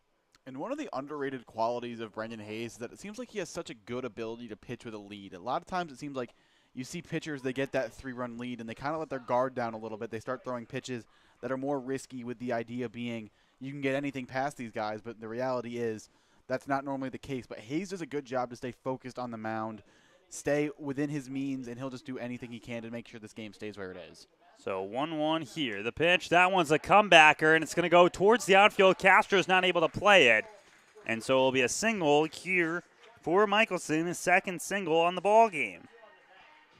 Yeah, just a really good swing there. Just stays through it, sends it right back up the middle, and that right there is exactly the kind of at-bat you want to get an inning started when you find yourself in a 3-run deficit. Around the West Division, Niagara Falls at Niagara. Niagara Ironbacks currently lead that one 2-1 in the top of the 5th inning. Bottom of the 4th, it's tied at zeros in Batavia between Batavia and Olean, the two other teams that have an opportunity to get the 4th seed here in the West Division. That one is going to go high there, and it's going to go past Jones. Jones makes the squeeze there, so now the man gets over towards second base on the first pitch ball coming to Miles Fontaine. Yeah, Hayes goes to the fastball there. Obviously not a great feel for it. Winds up sailing that one to the backstop, and definitely not what you're looking for there is now the double play. No longer in order, but still have to do what you can to get outs. Still 0 outs right now in this one. Hayes pitches that one. Breaking ball there. That curveball flew right on in. It's fouled away. It's going to be for strike one of this at-bat. Yeah, it seems like right now when Hayes has his off-speed working, these pitches are dancing coming into the plate. It seems like no matter what he's throwing, whether it's his curveball, whether it's a slider, the break on it is fantastic. Such a difficult pitch to try and make contact with at the plate. Hayes set. Michelson over at second. The pitch, that one, goes for a strike. It's going to be now a 2-strike count. Yeah, painted the corner with an inside fastball there. Beautiful pitch from Brendan Hayes.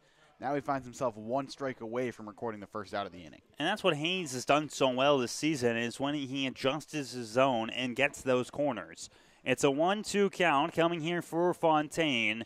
Michelson over at second. No outs right now. Pioneers trying to get the first out. That one's hit high in the air towards foul territory. Dubak's running over, so is Delaney. It's going to go too far. It's going to go for a foul ball. Tell you what, these hitters are spraying the field house out in right field right now with foul balls. Hopefully they've got nice insurance on that. So now it's going to remain a 1-2 count for him. As Fontaine looking to get on. He grounded out his last time up. He hit one right back over towards Hayes, who just threw it over to first. That one floats over top for a ball. It's going to be 2-2. Yeah, and that's the pitch that he wants to throw in the sequence right there, obviously being his curveball, just not in the spot where he wants to throw it. Normally, whenever you throw a curveball, you want it to be low in the zone. If you want to miss with it, you want to miss it low.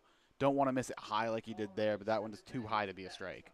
3-0 Pios lead right now. The pitch, that one's on the ground. It's going to be played by Gabbianelli. It's going to bounce off of his glove. Grabbing that one is Castro, and moving on over to third there is Michelson. So that one gets a man on. We'll see what they end up scoring that, if it's an error or as a hit. It was a hard-hit grounder, but we'll see. Jake Bentavenga will step up now. Either way, it's a man on first, it's a man on third for the Doubledays. And it looks like they're going to rule that one a hit, which I disagree with personally. I thought that one was hit right at Gabbianelli. I don't think he made the best effort he could have to get himself in front of that ball. However, now runners on the corners, nobody out. Difficult situation for the Pioneers. And so first pitch to Bentavenga will not go. It'll be a 1-0 here.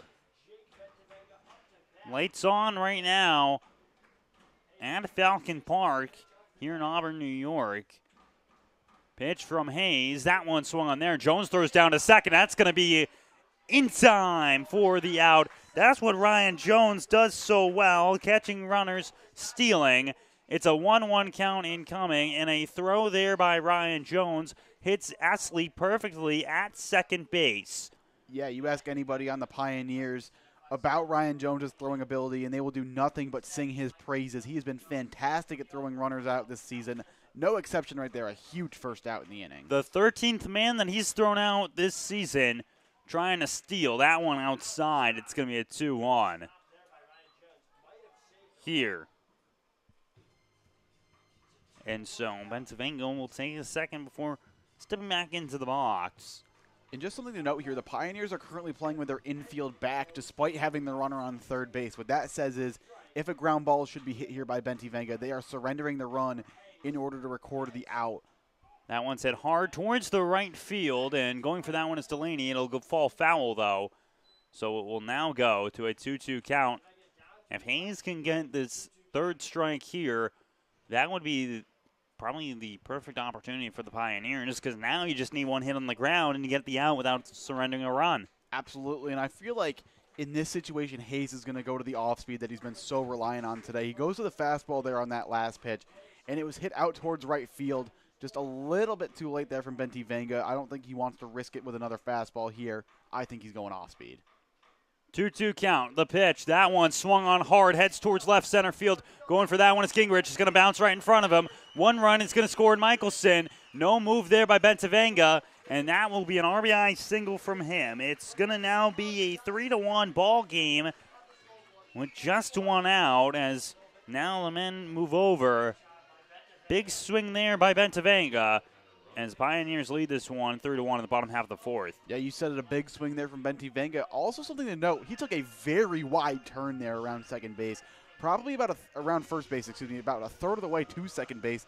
But a great job from Gingrich to field that ball cleanly and get it in. Prevents him from being able to steal the extra 90 feet.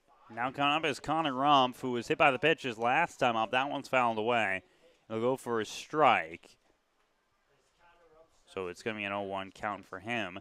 That run will be earned against Brennan Hayes, given the play by over at third was ruled as a hit, not ruled an error. One strike to him. That one goes for a called strike. It's going to be 0-2 now incoming. And so Hayes with the fastball there, able to break into the zone. It's now 0-2 against Rumpf. The pitch, that one trying to go bottom corner, no good. Hayes spins around and gets the ball back. 1-2. Yeah, and for Hayes here, it feels like after last time he kind of got burned going to the off-speed, might try and go to the fastball here, double down on it here for on this pitch. That one going in there, held up by Rumpf. It'll be a 2-2 count. No wind right now here in Auburn, New York. The flag out towards the scoreboard over there, sitting very still right now. 2-2, incoming to Rumpf. They did check down to make sure that he didn't swing. He did hold up. The pitch, that one's high, 3-2. Yeah, and Hayes tries to go to his off-speed there. We've seen him throw it higher in the zone in this game, just trying to get hitters to either swing through it or get that called strike at the top of the zone. But just missing on these last couple of times he's gone to that spot. So full count here. That one outside, ball 4. Connor Rumpf gets on via walk. His second time getting on today in 2 plate appearances. And now coming up is Steven Ambrosio, but Coach Burkhan will first have a talk with his pitcher. So Coach Eric Burkhan looking to talk to Hayes with 2 men on here. The tying run represented over at first base with just 1 out. That came by way of the runner caught stealing by Ryan Jones. So they're going to discuss here those other games around the West Division. I'll just give another update on those, as it's still 2-1 in favor of the Ironbacks right now over the Niagara Falls Americans. In the bottom half of the 5th inning, the Ironbacks right now are a game behind the Elmira Pioneers. As well, the Olean Oilers, they're at the Batavia Muck Dogs. Olean's a half game behind Elmira, due in part due to the season sweep by the Pioneers. That game, 0-0, top 5 from Dwyer Stadium. The other game that was supposed to happen today in the West Division, New York Pilots and Jamestown Tarpskunks, that one was called off due to the air quality happening over in Jamestown. Now coming up, Steven Ambrosi with 2 men on. The mound visit breaks up. As first pitch comes into Ambrosi, now will go for a strike. What could potentially be what was being discussed between Coach Burkhan and Brennan Hayes? I think it was probably just you really need to get a ground ball here. Obviously, the 10-hitter at the plate, top of the order, due up next. Just try and get the ground ball, get out of the inning, make the top of the order have to bat in an entirely separate inning, and just kind of get yourself out of this inning where you're at right now. So first 2 pitches following the mound visit go for a strike, including that last curveball that just dropped on in there by Hayes. It's an 0-2 count incoming now for Ambrosio. The pitch, that one in on the ground there. Hayes will grab it. He flips over to Duback. It'll be in time for the out. So the ground ball comes in. Not enough, though, to turn for 2. So it's 2 down. Yeah, swinging bunt right there, and really not the worst outcome in the world if you're Ambrosio. Sets up second and third with 2 outs, top of the order coming up, and if there's anybody that you want to trust to get a base hit, it is your leadoff hitter. Obviously a big situation here where a base hit more than likely ties the game, and if you're the Doubledays, you have exactly who you want at the plate. Jaden Madrid comes up here for the Doubledays to swing on. He started the ball game off with a single in this one, and now getting ready here. Madrid gets ready. Hayes gets set. 3 RBIs so far this season by Madrid. That one will hit him now. So that one will hit off Madrid. His first hit by pitch on the season. And so now the next batter coming up is going to be Ethan Smith, who grounded out his last time up. He's 0 for 2 in the ball game. Yeah, so now no margin of error here for Brendan Hayes, but we've already seen himself work out of a similar situation in this game. As earlier on in this one, he had the exact same scenario, and he wound up getting out of it. And so up Ethan Smith, like I mentioned, 0 for 2. He's now got men on every single base. A ground ball and you attack home. The pitch, that one outside corner strike. We cross the 8 o'clock hour here from Auburn, New York. Thank you for joining us here on the Elmira Pioneers Broadcasting Network. Anthony Labonte alongside Evan Baird. As Hayes gets set now. He kicks, he deals. That one's in high into the air, heading towards shallow right field. Attacking that one is Delaney. He flashes the leather, makes the grab, and gets the out. So the bases get loaded once again. Only 1 run is able to score for Auburn. We head to the top half of the 5th. Pioneers lead this one 3-1 from Falcon Park.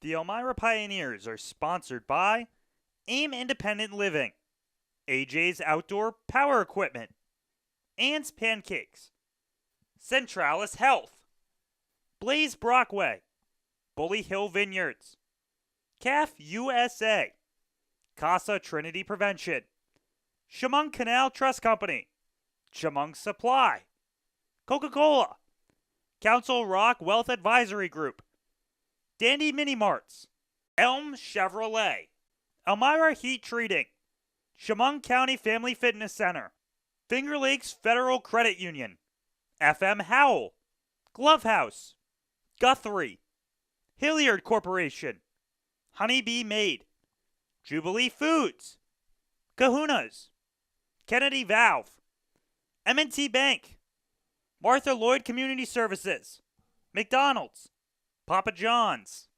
Pathways, Pinecroft, Rodney J. Strange, ServPro, Serve You Credit Union, Sheddens, Solutions Credit Union, Southern Tier Custom Fabricators, Susan Minchin Dentistry, Swan Morse Insurance, Texas Roadhouse, Tom South Corning Collision, the United States Army, the United States Navy, Vasco Brands, Wegmans, Wise Markets, Well Now Urgent Care, WETM, Wiggle 100, and Woodbrook Assisted Living.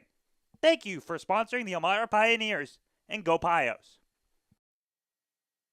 Back here for the top half of the 5th, Muir returns to the mound following what has been 3 runs to pass, only 2, one of which will be earned against him. 2 of them scored in the last one. As up to bat now comes the top of the order in Manny Astley, who is 0 for 2 today. He struck out twice, and Muir looks to continue that dominance over the leadoff man, but that one will go well outside there.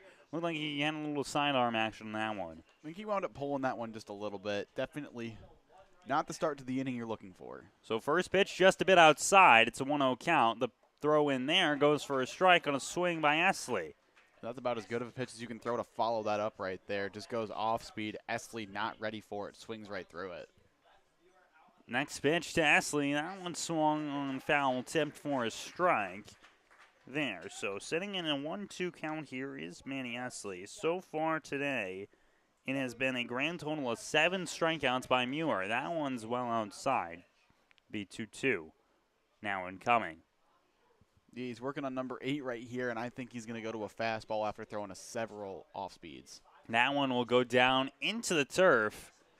It'll be a full count now for Manny Astley. Looking to try and get a walk here. He's got 11 so far in the season. Full count. The pitch. That one hit hard but foul. And a lot of off-speed pitches so far in this at-bat. In fact, only off-speed pitches so far in this at-bat.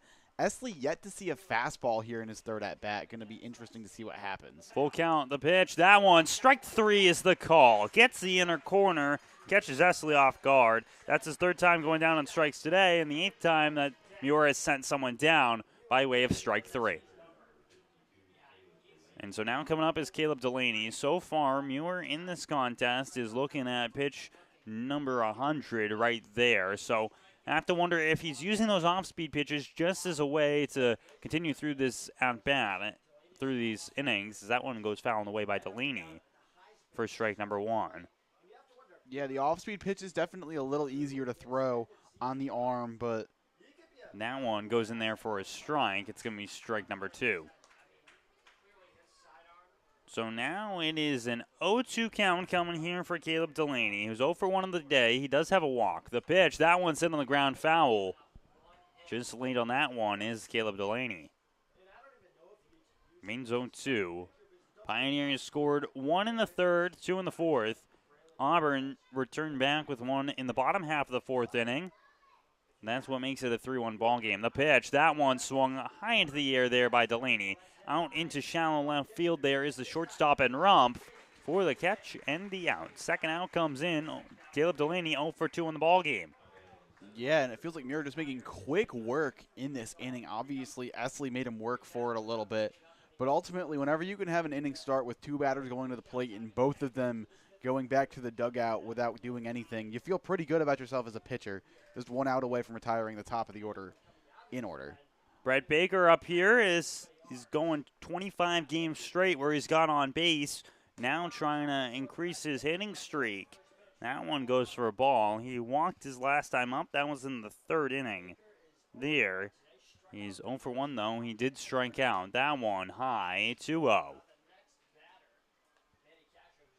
And so 2-0 count now coming for Brett Baker, following a pair of off-speed pitches that go to the outer part of the plate. That one will end up hitting in.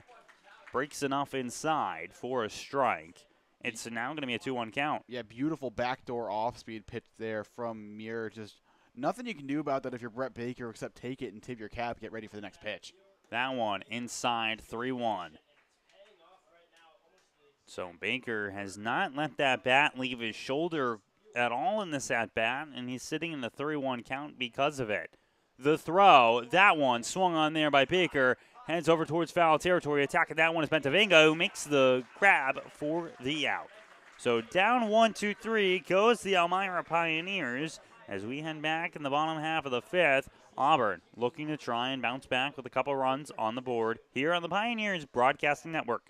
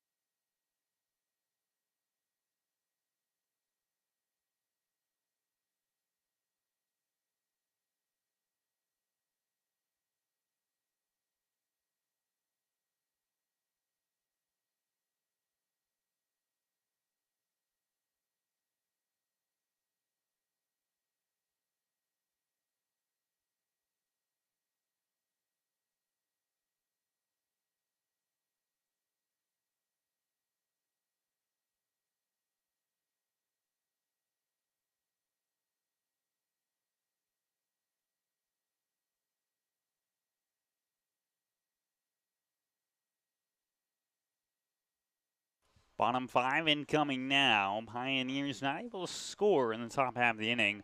Brendan Hayes returns back onto the rubber. Take things forward for the Pioneers, but up to bat comes a lethal bat in Teddy Monahan.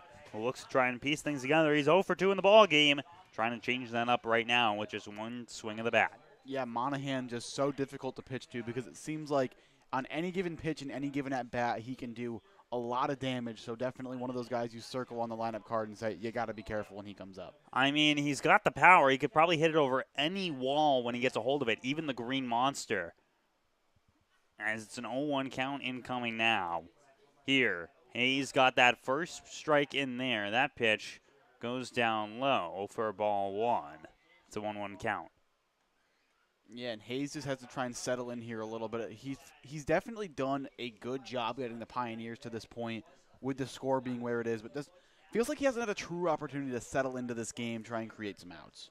And that often comes by just a grounder that he can end up getting something through. So far, it seems like it's not gone there. I don't even know how to describe what just happened there, but it'll go for a 2-1 count now. Ball seemed like it might have just slipped out of the hand of Hayes. Truly a first-time experience that I've ever seen something quite like that happen before. Just not entirely sure how I would categorize that. And it's a 2-1 count here. And that one will go there for a ball. It's going to be 3-1 now. No, they called that one a strike. Excuse me. It's going to be changed there. I was looking back in the replay to see if I could find what happened there with Hayes. That one, 2-2. That one will hit him, though. So it doesn't matter what the count is. Monahan will get on that pitch there. Yeah, I was trying to look back to see if I could tell what it was that happened there with Hayes. Nothing specific. That's sometimes the difficulty when you're trying to be your own producer and caller is you miss something there. But that one hits Monahan. He gets on for the first time today safely. Yeah, and definitely not the way that you wanted it to go if you're Brendan Hayes. You had him in a 2-2 count and just go to the fastball, rides a little too close to the sun, and now the leadoff man on base. Justin Matz, he's gotten on base twice today in his 2 plate appearances. He's 1 for 1 in at-bats. He had a single earlier that just jumped over the glove of the first baseman in Brandon Duback. 1-0 count after that pitch here to bats. Man on first in Monahan. That one swung on foul. It'll go 1-1. Yeah, and a hard swing there from Bats. Just on the fastball there from Hayes, just not quite able to straighten it out, put it in play, but certainly seems like he might not be seeing another one of those in this at-bat. So 1-1 count coming here to Bats, who has a single so far today. That one's hit towards the right field area, towards the corner, foul. Well, Brandon Hayes goes right back to the fastball after I was saying I wasn't too sure he'd throw another one, so. He heard you and he said, watch this, and sent that one in there. But now it's a 1-2 count incoming here. Hayes delivers. That one's going to run inside. It's going to go 2-2. Hayes right now is at 85 pitches in this appearance. In comparison, Muir, he's at 116. So they're moving things around here for both sides. The pitch there, that one's going to bounce down low there. It'll go a full count now.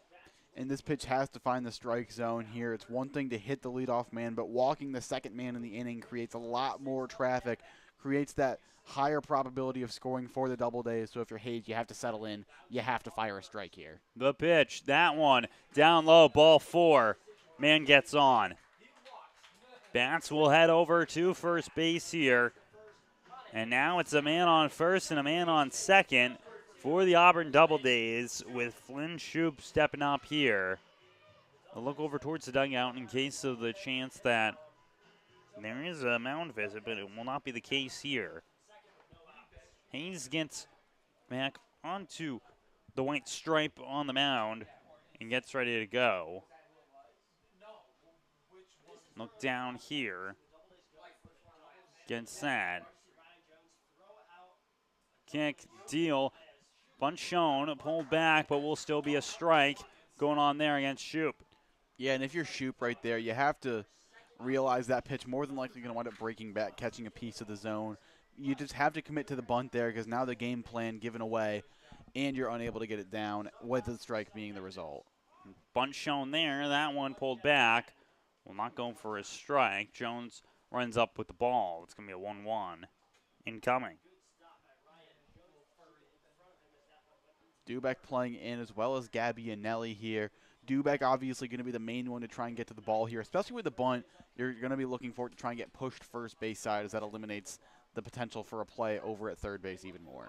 As there is a right-hander getting loose for the Pioneers. Bunt shown, that one's laid down, and Hayes will attack it. He throws over to third. Is it in time? It is for the leadoff man to get out. Good play there by Hayes to transition over and not hesitate with his throw to get the out. And that's a risky play right there, but it winds up paying in favor of the Pioneers. Every time you have a bunt and you go for the leadoff man, you run the risk of a player being out of position as more times than not. You really only practice coverage for a bunt with the out being recorded at first base, not one of the lead runners. So definitely a good play there by the Pioneers defense and a great play there by Brendan Hayes to execute. Now up to bat comes Braden Michelson, who has a pair of singles so far today. If he can get one into the outfield, opportunity potentially to tie this ball game up. That one's high, ball one. And so on base right now, following what was the fielder's choice, it's Justin Matz at second and Flynn Shoup over at first, representing the tying run in this ball game. 3-1 in favor of Elmira with just one out. The pitch there goes outside. It's going to be now a 2-0 count. An interesting choice here from the Doubledays to choose not to go back to the bunt.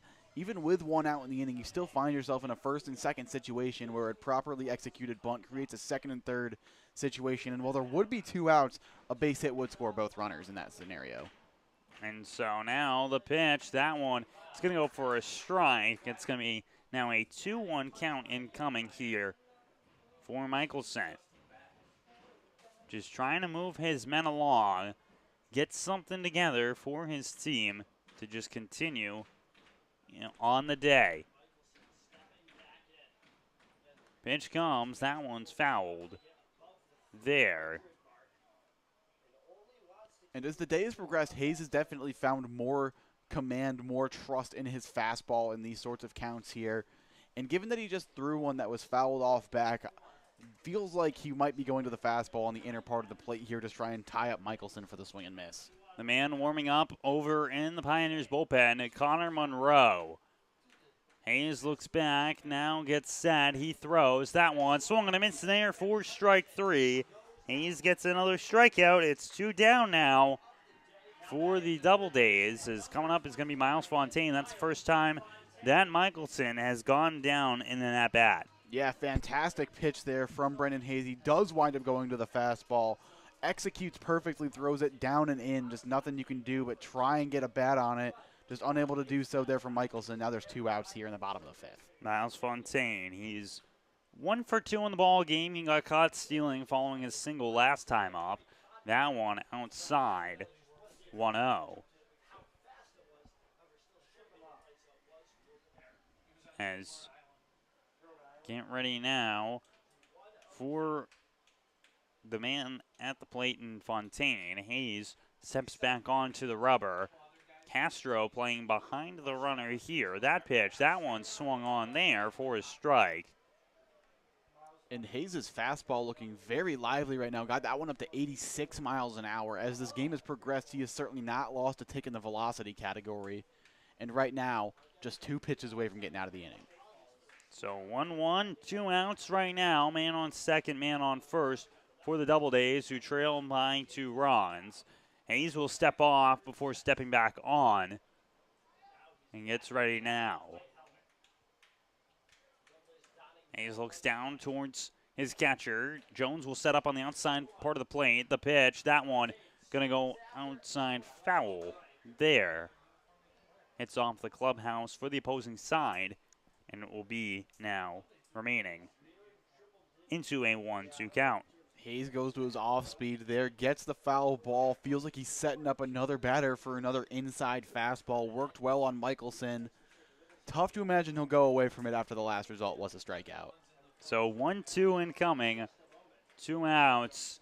Hayes kicks and delivers on the stretch. That throw too low, ball. A great pitch there on the mound. Seemed a little surprised that Fontaine didn't swing. Everybody on the field just seemed a little thrown off by that pitch in a weird way. Yeah, I don't know how to describe it. It was potentially maybe They thought it was strike 3, but not getting the call. And it's 2-2 incoming now. Here. Hayes set now. Ready to deliver. 2-2, the pitch. That one runs inside and hits Fontaine. So another batter hit in this ball game by Hayes. That's going to be number 4. Now bases loaded once again with Jake Bentavenga stepping up. Had the RBI single his last time. And we certainly don't have the best vantage point here from a little over 100 feet away from the plate, I'd say. But that one looked like it might have just gone inside. I'm not entirely sure that one was a pitch that wound up hitting the batter. However, now the situation, bases loaded and 2 outs. And the goal here is just going to be get that out. That's the goal for any pitcher, and with the bases loaded, it becomes just that much more important. Any base open. That one's hit high into the air. Heads over towards shallow right. Back there is Esley. He flashes the leather, makes the grab, and gets the out, holds the man on base, and it will remain a 3-1 ball game. We head to the top half of the 6th inning here from Auburn, New York. Pioneers able to hold on. It's 3-1 here on the Pioneers Broadcasting Network. The Elmira Pioneers are sponsored by AIM Independent Living, AJ's Outdoor Power Equipment, Ann's Pancakes, Centralis Health, Blaze Brockway, Bully Hill Vineyards, CAF USA, Casa Trinity Prevention, Chemung Canal Trust Company, Chemung Supply, Coca-Cola, Council Rock Wealth Advisory Group, Dandy Mini Marts, Elm Chevrolet, Elmira Heat Treating, Chemung County Family Fitness Center, Finger Lakes Federal Credit Union, FM Howell, Glove House, Guthrie, Hilliard Corporation, Honeybee Made, Jubilee Foods, Kahuna's, Kennedy Valve, M&T Bank, Martha Lloyd Community Services, McDonald's, Papa John's, Pathways, Pinecroft, Rodney J. Strange, Serve Pro, Serve You Credit Union, Sheddens, Solutions Credit Union, Southern Tier Custom Fabricators, Susan Minchin Dentistry, Swan Morse Insurance, Texas Roadhouse, Tom South Corning Collision, the United States Army, the United States Navy, Vasco Brands, Wegmans, Wise Markets, Well Now Urgent Care, WETM, Wiggle 100, and Woodbrook Assisted Living. Thank you for sponsoring the Elmira Pioneers, and go Pios. Muir remains on the mound after going over 116 pitches in this ball game, and it's the top of the 6th inning. Pioneers lead this one 3-1 with an opportunity to the 4th seed and into the West Division playoffs at stake potentially with this ball game. Oh, the game's happening around the league as well. First pitch coming in towards Manny Castro. That one goes for a ball. It's going to be a 1-0 count here to Castro in this one.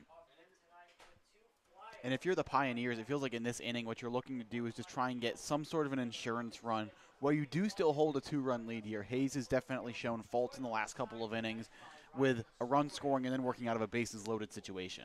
So 2-0 count now here to Castro. That pitch will go outside 3-0. Castro, his last time up, he flew one out towards left field. He's 0 for 2 on the day. A pop fly over that the pitcher ended up catching there in Muir was his first down, and then that fly out towards the left. 3-0, the pitch. That one will go for a strike. It's going to be a 3-1. Incoming now for him. And if you're Castro, you just have to stay focused on the plate, or on the pitch rather. Be ready for your pitch. And so that one will go for a strike as well. It's a full count now. Yeah, swing and a miss on that outer part of the zone there. Just a beautiful off speed. Got him to swing right through it. So now full count incoming. The pitch to Castro. He does not try to swing at that one. It's well outside. It's a walk to start things off. So now a man comes on here in Manny Castro, and Brandon Dubek will step up to the plate, who walked his last time up. That was the being the leadoff man in the 4th inning. He was able to score in that one. Now comes in here with a man on first. Yeah, and it feels like the Pioneers have done a great job of getting the leadoff man on base in this game. They do only have 1 base hit as it stands right now, but they've certainly done a great job working with what they've gotten on the mound from Muir, working themselves into at-bats, getting themselves on base, and manufacturing those runs. Pioneers right now in the leadoff spot, 2 for 6 in terms of getting people on. With runners on, 0 for 7 though. The pitch, that one's outside, and Castro's going to run. They try to do the back pick. It's no good. What a stolen base by Manny Castro. And Castro gives a little point over to Coach Burkhan over on first base there after that. Have to imagine the conversation was something along the lines of they pick over quite a lot. This time try and get a deeper secondary. If they throw over, take that risk, run to second base, and it pays off huge. That one there to Dumac, that one's going to be fouled off there for a strike. And so Castro's now in scoring position for the Pioneers following that back pick attempt. If Castro ended up trying to go back to first, most likely chance that he gets nailed out there. But now with a 1-2 count, Duback looking to try and move his man along. Muir throws. That one hit on the ground there. It's going to go towards the pitcher, who throws it on over to first. Will it be in time? It will not. An infield single comes in by Brandon Duback. He legs it out. Castro moves over to third. And a little swinging bunt for the Pioneers of their own right there. Brandon Duback way on top of that one. Sends it right into the ground over towards third base. But just a beautiful swing if you're going for the swinging bunt there. Now the situation with runners on the corners, nobody out. The Pioneers have something cooking here. Alex Davis up now. He's walked twice here today. Men on the corners trying to add the insurance runs, as you mentioned, Evan. Pitch comes in. That one for a ball. Good take there from Davis. Gets a fastball in his wheelhouse, but able to recognize that it's a little up in the zone. Does a good job to lay off and take ball 1. 1-0 count incoming now. That one swung on a miss there for a strike. It's going to change to a 1-1 count now coming in. Muir goes back to the fastball. He goes back to that fastball up in the zone, but this time just too enticing for Davis to lay off. And that pitch up high. It's going to be a 2-1 now incoming here. As Bentavanga did a good job getting up on that one and holding off. Davis, good eyes so far in this at-bat. 2-1 count. A 3-1 lead by the Pioneers. No outs right now. That pitch going to go inside. It's 3-1. And wouldn't be surprised here if Davis winds up getting another fastball kind of up in the zone, but kind of close to the strike zone. We just saw him swing at a fastball near his eyes just a couple pitches ago. 3-1, the pitch. That one's well outside. Bases are now loaded. Davis walks for his 3rd time today. And so now Duback will move over to second. And this looks like it may be the last spot here for the man on the mound in Muir, and it sure will be. So Muir exits this ball game through 5+ innings. Was not able to get an out in this one. His final stat line will be confirmed later on in terms of the runs. But so far as he steps off the mound, he has 2 hits. He's got 8 walks. He's struck out 8. And he's faced 26 batters with 131 pitches thrown. New arm will come on the mound when we return here on the Pioneers Broadcasting Network.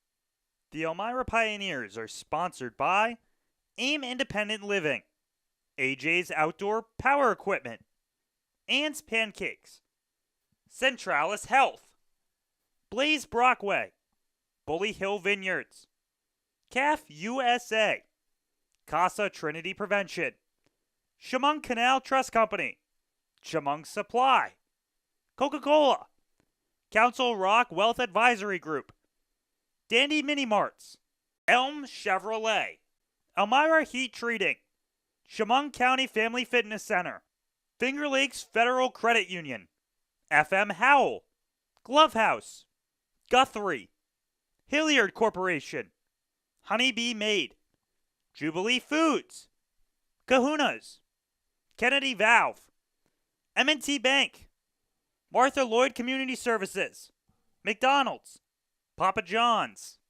Pathways, Pinecroft, Rodney J. Strange, Serve Pro, Serve You Credit Union, Sheddens, Solutions Credit Union, Southern Tier Custom Fabricators, Susan Minchin Dentistry, Swan Morse Insurance, Texas Roadhouse, Tom South Corning Collision, the United States Army, the United States Navy, Vasco Brands, Wegmans, Wise Markets, Well Now Urgent Care, WETM, Wiggle 100, and Woodbrook Assisted Living.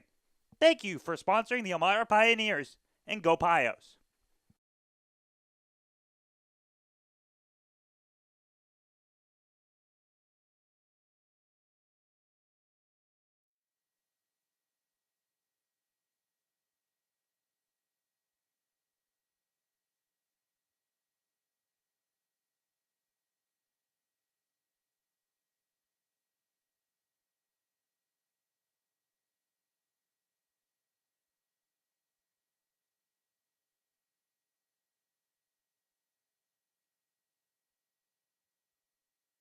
Back here for the top half of the sixth inning, a new arm comes out for the Auburn Doubledays. It's Anthony Murrow stepping up now with the bases completely loaded.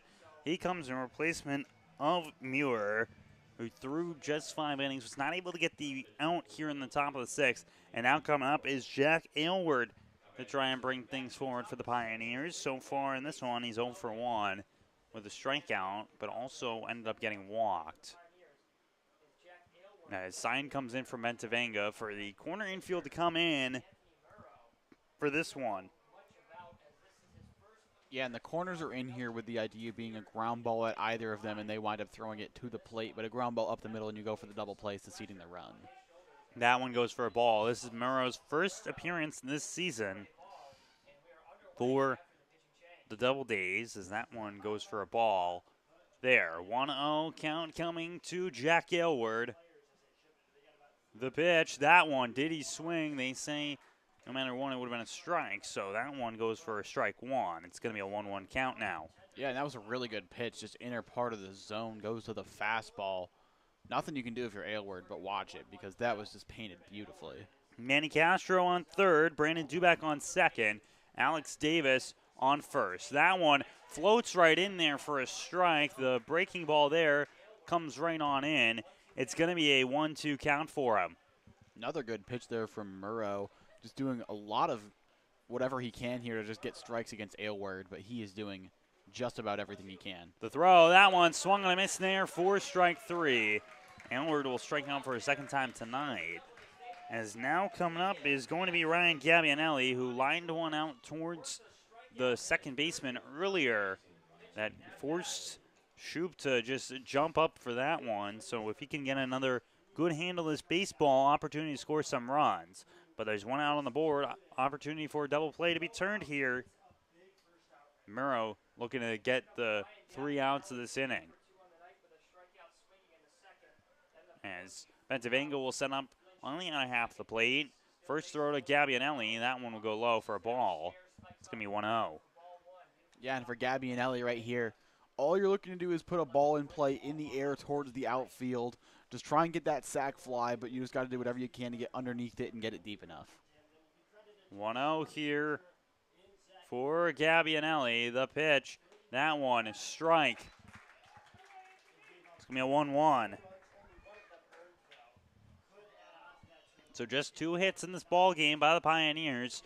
One came off of the bat of Tyson Gingrich. The other earlier in this inning by Brandon Duback.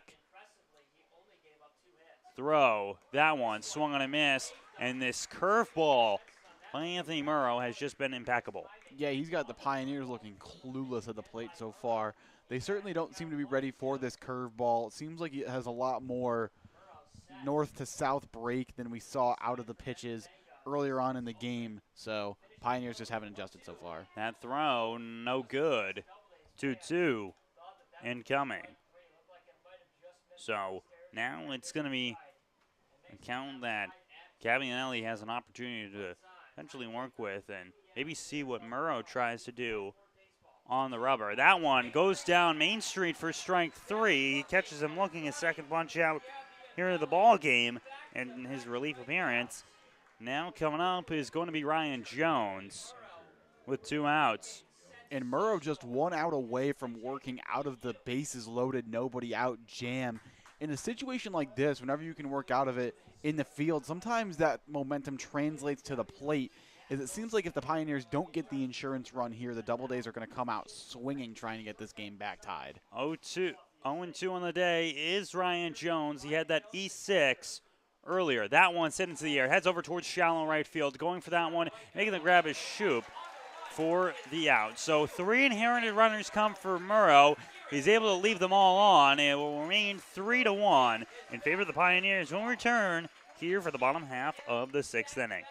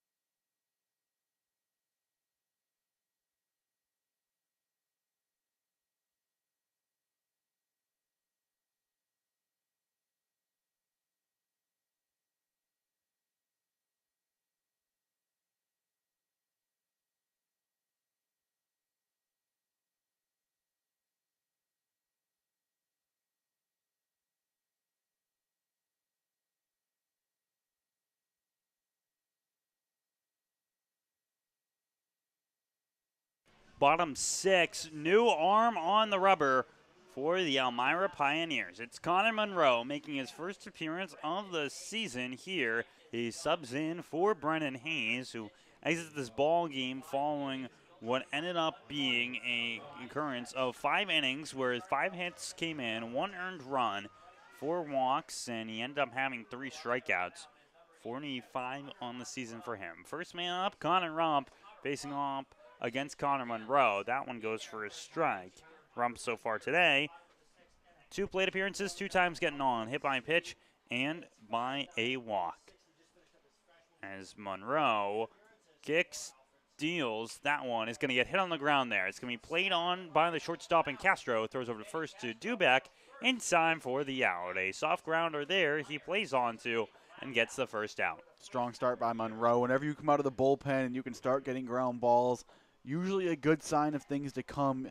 Every time you come out of the bullpen, you're just trying to record outs, but being able to do it without surrendering the hard contact is definitely a plus. Connor Monroe from Corning, New York, gets back onto the mound here following the first out there. As up to bat now comes Steven Ambrosio. He walked his first time up and also hit a ground ball, but that one will hit him there, so he gets on via hit by pitch. So another hit by pitch comes in for a Doubleday. As up to bat now comes Jaden Madrid. 1 for 2 today with a hit by pitch. As well, that hit was a single to start off the ball game. So now we head on first here for Madrid. So Monroe gets set now. Throw back over. That one will be not in time. Remain just one out. If the score would hold here, Brendan Hayes is in line for the win due to going 5 innings. First pitch comes in. That one will go for a strike. So first pitch strike coming in there to Madrid. And right now, Monroe definitely a solid feel for the strike zone. Obviously, a hit by pitch just one batter ago. But overall, he's done a good job of finding the strike zone, making the hitters have to swing, not doing a lot by giving them. Swung under that one was Madrid. Going back there, it's going to be Castro for the catch and for the out. So Castro's gotten the first 2 outs of this inning. And now coming up is going to be Ethan Smith, who is 0 for 3 in the ball game. He had the fielder's choice in the first, but nothing else since. And that was another weak ball hit off of a bat from a pitch from Connor Monroe. Right now, just 1 out away from getting out of the 6th inning, giving the Pioneers a chance to come back up to bat. Trying to get this Doubledays momentum gone when you can, because obviously working out of a bases loaded, nobody out situation, very huge for a team's morale. But if you can get them down nearly in order as a response, pretty big response. First pitch inside to Smith. It'll be 1-0. So first base currently occupied by Steven Ambrosio, who got hit by the pitch. First base runner that Monroe has led up this season. That one goes for a strike. It's going to be 1-1. His first outing this year from the bullpen for Monroe comes in replacement of Brendan Hayes. The pitch, that one swung on and missed there for a strike there. So it'll be strike 2. Jones does not throw down there. There's not a foul ball, so now it's a 1-2 count incoming. And a strange decision to not throw it from Jones. There is the real possibility he just didn't get a great grip on the baseball and didn't want to risk throwing it, but still very strange to see him not go to throw the runner out. 1-2 man on second. The pitch from Monroe, that one's fouled off here. So stolen bag by Ambrosio puts him on second. Man in scoring position, 2 outs though, with a 1-2. And he looks to try and give a similar inning as seen by the man in relief for the Doubledays in Monroe. Monroe versus Monroe right now between these two sides. The pitch inside for a ball. Monroe thought he had that one. It was very close. Yeah, I'm there with Monroe. I'm not too sure where that one missed. That looked like a beautiful pitch on the inner part of the zone there. Looked like some inside paint to set him down to end the inning, but however, we'll do it again now in a 2-2 count. 2-2 incoming here. The pitch, that one outside. 3-2. I'm starting to get some smell from something burning. It might be those wildfires up in Canada, or it could be the nice concession stand over here cooking up some good burgers. Let's certainly hope it's not the former of those two. 3-2 count incoming to Ethan Smith. Monroe on the rubber. Man on second, trying not to put another man on. The pitch, that one's hit on the ground. It's going to be played by Castro. He grabs, he steps, he throws over to first for Dubeck. Is it in time? It was bobbled, though. Bobbled by Brandon Dubeck. It allows the man to get on. And it's going to be an error going against Dubeck. So Smith gets on via the, would you rule that, Neil? E3, I E6? believe that one will be ruled E6. That one, routine ground ball hit at Castro. That throw should be on the money in the chest of the first baseman. Left that one a little low. I think that one bounced and Dubeck just not quite able to pick it. So definitely not what you're looking for if you're the Pioneers. However, just still 1 out away. But also, now it's men on the corners for Teddy Monahan. That one goes for a strike. Jones not able to squeeze on it, but keeps it in distance for him, so it'll be an 0-1 count. Monahan did not like that first strike call coming to him. 0-1. 3-1 lead right now by the Pioneers. They have just 2 hits in this ball game. It's the bottom half of the 6th inning. 1 out away from heading into the late innings of this contest. Here comes Monroe. The pitch. That one outside. Jones is going to have to grab that one. Running on his way home and being able to slide on in there is going to be Ambrosio. He scores. It's now 3-2 in favor of Elmira. Smith moves over to second base. Yeah, just difficult situation to be in if you're Monroe. You got a ball on the ground that would have been the 3rd out of the inning. You have to try and find the mental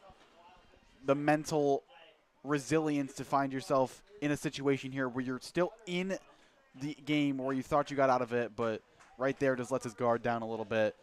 Little wild pitch pass ball turns into a run for the Doubledays. So now it's a man on second here with 2 outs.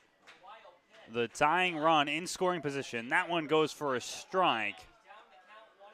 It's 1-2 count now. One more strike from Monroe. Gets out of this one. Preserves the lead for the Elmira Pioneers over the Auburn Doubledays. The number 3 seed in the West Division versus number 4. The pitch. That one outside. 2-2. And if you're Monahan right here, you do find yourself in a 2-strike count, but you also find yourself in a situation where if you get a pitch that should catch a little more of the zone than it should, you have the ability to just knock it into the outfield, get that run across, and tie this game up. So a big pitch coming up right here from Monroe. 2-2. The throw. That one low. It's a full count coming to Teddy Monahan. And for the Alfred State man on the rubber, have to wonder what he ends up throwing. Just 1 strike away from getting out of this inning and not allowing Auburn to tie this one up or take the lead. But also, right now, Monahan is going to be aggressive if something's in the zone. Full count. Monroe gets set, looks back, looks forward, kicks, deals. That one. Strike 3 called right in the zone for Monroe. He gets the 3rd out, and we head to the top half of the 7th. Pioneers lead this one. It's 3-2 over the Auburn Doubledays. When we return, top of the 7th inning, Pioneers looking to get some insurance runs.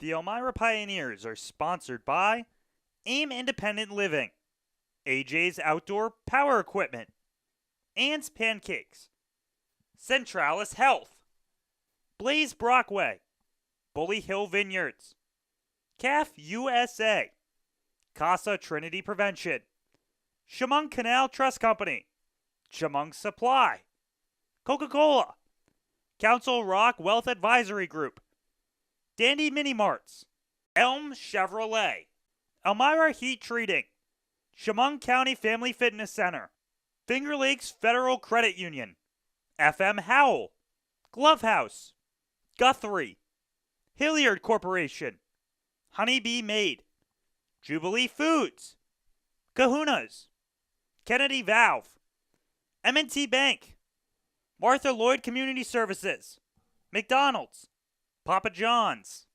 Pathways, Pinecroft, Rodney J. Strange, ServPro, Serve You Credit Union, Sheddens, Solutions Credit Union, Southern Tier Custom Fabricators, Susan Minchin Dentistry, Swan Morse Insurance, Texas Roadhouse, Tom South Corning Collision, the United States Army, the United States Navy, Vasco Brands, Wegmans, Wise Markets, Well Now Urgent Care, WET. Top of the 7th inning incoming now as up to bat is going to be Tyson Gingrich as Murrow remains on the rubber for the Doubledays. They were able to score 1 in the bottom half of the 6th. Now trying to hold on to this 1-run deficit, but the Pioneers' opportunity to try and extend the lead. Anthony Labonte and Evan Beard as first pitch goes for a strike there against Tyson Gingrich. And that last inning that Murrow had was just masterful. Came into a bases loaded, nobody out situation. Walked out of it without allowing a single run scored by the Pioneers. Got a pair of strikeouts and a pop out. Just a fantastic sequence to get out of it. So 1-1 count now after a pitch that was up by the eye line for Tyson Gingrich. Here comes the throw. That one will go down low. So up high, down low, where the ball goes. not in the zone. It's going to be a 2-1 count incoming now for Tyson Gingrich. Yeah, and Gingrich has the ability to put the bat on the ball. He has one of the 2 base hits for the Pioneers in this game, and it seems like whenever he's clicking, the rest of the offense is able to follow suit. That one fouled off. It's going to be a 2-2 count now in this one. And so, due up in this inning for the Pioneers, Tyson Gingrich, Manny Esley, and Caleb Delaney. As they get ready to go now, we have crossed over the 2-hour mark in this ball game. That one's high. It's going to be a 3-2 count now incoming for Murrow. And I think that right now Murrow's just trying to throw his off speed. He's just obviously not able to get a great feel for it. And so often it can be very easy to wind up misthrowing an off-speed pitch, and you do something like that where the pitch sails itself to the backstop. That's now the second time in this at-bat that he's done so. Full count incoming for the leadoff man in Tyson Gingrich. Murrow kicks, deals that one, fouled. Heads over towards the dugout netting. And we'll go back for this one. So Murrow remains here, righty-lefty matchup from Auburn, New York. Kick, deal, Murrow's delivery, that one fouled again. So full count now. And I think he wants to throw something other than his fastball on the mound right now. The problem is he's tried to throw it an off-speed a couple times in this at-bat, and neither time did the pitch get caught. So right now, certainly thinking about that in the back of his mind. I'm imagining that Gingrich is going to get another fastball here because of that. 3-2 count incoming. The pitch, that one, low, ball 4. Gingrich is the leadoff man, and he gets on via walk. Just staying in there with the 2 foul balls, and now it's the top of the order with Manny Esley. 0 for 3 in the ball game. He struck out 3 times. Looking to avoid the sombrero here. And with Esley at the plate here, I wouldn't be surprised to see him lay down a bunt. Caleb Delaney, a fantastic hitter, is on deck. So I wouldn't be surprised to see the Pioneers just try and create a runner in scoring position here. Wouldn't be too shocked if Esley puts one down. And say, wait 1 second here before getting back on to the mound. They hold off for one reason or another. No show as to what the delay is. But now Esley will step back up in with Murrow thrown. Bunt shown there by Esley. He pulls back. Potential back pick there by Bentavenga. No good. Yeah, and Esley showed the bunt there. Not too sure yet if that was a planned bunt with him going to try and lay that down. The infielder's obviously now going to hold a conference about this. Should Esley be bunting? Also the real possibility that Esley was just showing the bunt to try and get that first pitch for a ball. We've seen him do that a lot throughout the course of the season.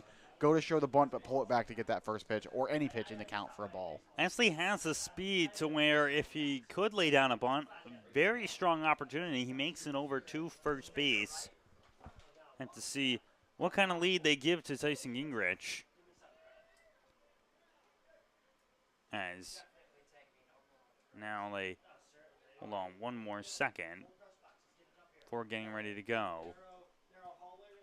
They just give the point over to indicate the mound visit. And so it'll remain a 1-0 count here for Esley with Tyson Gingrich over at first base. Bunt shown, pulled back there by Esley. It's going to be a 2-0 now. And that's back-to-back pitches where Esley has shown to show bunt. Also, a little note there, Bentavenga almost just threw that ball in the center field with nobody protecting that up the middle. However, Esley has shown bunt both times, and both times the pitch has gone outside with a fastball. 2-0, bunt shown. That one's hit down the line. Running for that one is Esley. Batts is going to flip it over to the second baseman there and shoot for the out. So it'll be a 3-4 there to get the out. And it advances Tyson Gingrich over to second base, as now coming up is going to be Caleb Delaney. In this one, he's 0 for 2 in the ball game, something not normally seen from him. He entered into today with an 8-game hitting streak. He has gotten on. He got walked back in the third. As Murrow gets ready to go here. Gingrich over at second base, 1 down. Delaney shows bunt. Pull back, throw down over towards the shortstop there. Bentavenga's throw bounces before hitting the chest of rump. Be a 1-0. Yeah, and the idea there is just try and catch Gingrich sleeping out at second base. However, the throw from Bentivenga was thrown more at the shortstop. Didn't want to throw it at the bag with potentially nobody covering, so goes for the safer option while letting Gingrich know he's got an eye on him. 1-0, bunt shown there by Delaney. I'll go foul. If Delaney can lay down a bunt here, perfect opportunity for him to get onto first base. And he has the speed to try and beat it out. And obviously this does seem like a planned bunt, but this almost feels like he is trying to bunt for a base hit right now with the speed that he has to try and set up men on the corners here with one away. As bunt down there, Delaney's going to run, and that one's going to dribble. They're trying to argue that it was a foul ball, and they say that it is. So, wait, timeout was called. Seems like the field umpire might have called it a balk. If that's a balk, Delaney has to go back into the box, but Gingrich moves over to third base as the home plate umpire is talking with the coach to see what's happening here. As well, because the hands went up for the field umpire, but if this is a balk as well, the last pitch would be considered a no contest, and it would remain a 1-1 count on Delaney. But everybody in the field team's confused right now. It seems like balk is the call. I didn't see enough to warrant a balk. However, I was more focused on if Delaney would be squaring at the plate, which he was. So they're still discussing here. It seems as though, and Shoop's asking about the man over at first. The question here comes in is it's a discussion here. Potentially what happened is they ruled a hit there for Caleb Delaney, and because there was no play by the fielders because of the confusion, they awarded to Delaney, moved Gingrich over, and ruling potentially an end of play. Would be confusing there because there has been no sign over to Delaney to move back over to home plate. And so they will rule it as an infield single there for Caleb Delaney. Looks like they just caught the infielders sleeping there. It looks like the infielders thought the ball was going to be called dead after what they thought was going to be the balk call. However, no call came in. Therefore, the pitch result does wind up being what counts. And for the Pioneers, you take what they're giving you here because that is a gift. Now you have runners on the corners with one away. So for first hit of the day for Caleb Delaney, it comes on a infield bunt with a lot of uncertainty with that one. As first pitch comes to Brett Baker, that one will be fouled away. It's going to be first strike there. So Delaney extends to a 9-game hitting streak with that one. Brett Baker trying to extend his hitting streak of his own. He's at 13 right now in a row. He's 0 for 2 on the day. He has walked earlier in this one. Tyson Gingrich over at third base. Pitch that one, no good. Run down there as Gingrich is going to get caught in a pickle. Delaney's going to run towards third base as throwback does tag him. So Gingrich will get out, but Delaney will move over towards third base. So the double steal attempt no good. Pioneers get one down with now 2 outs, but a man is over at third base and Caleb Delaney. Yeah, and for Tyson Gingrich, that's just going with the throw right there, hoping that the throw was going to go through. A good job by their Shum at second base to cut it off, make the throw to the plate, make their catcher make the decision from there. But ultimately just a little confusion there. I have to imagine he was supposed to wait for the throw to go through before committing to going to the plate. However, the Pioneers run themselves into an out. Throw to Baker. That one's high. There for a ball. So now it's going to be a 2-1 incoming for Brett Baker off of back-to-back sort of situations in this one where it seemed a little bit of catching people off guard that's led to a man getting on as well as now getting the out, as now it's a 3-1 count incoming to Brett Baker. A very strange inning taking place in front of us, to say the absolute least. And it's one of the innings of baseball of all time. 2 outs, 3-1. That one, strike. It's a 3-2 count now incoming. If Baker can get one into play, Delaney will be running on home to score the run. However, once again, the factor, getting it in play. It's a 3-2 count right now. Manny Castro on deck for the Pioneers. The pitch, that one, strike three, catches him. So Morrow is able to hold off the Pioneers, head to the bottom half of the seventh. Pioneers still lead this one. It's 3-2 from Auburn, New York.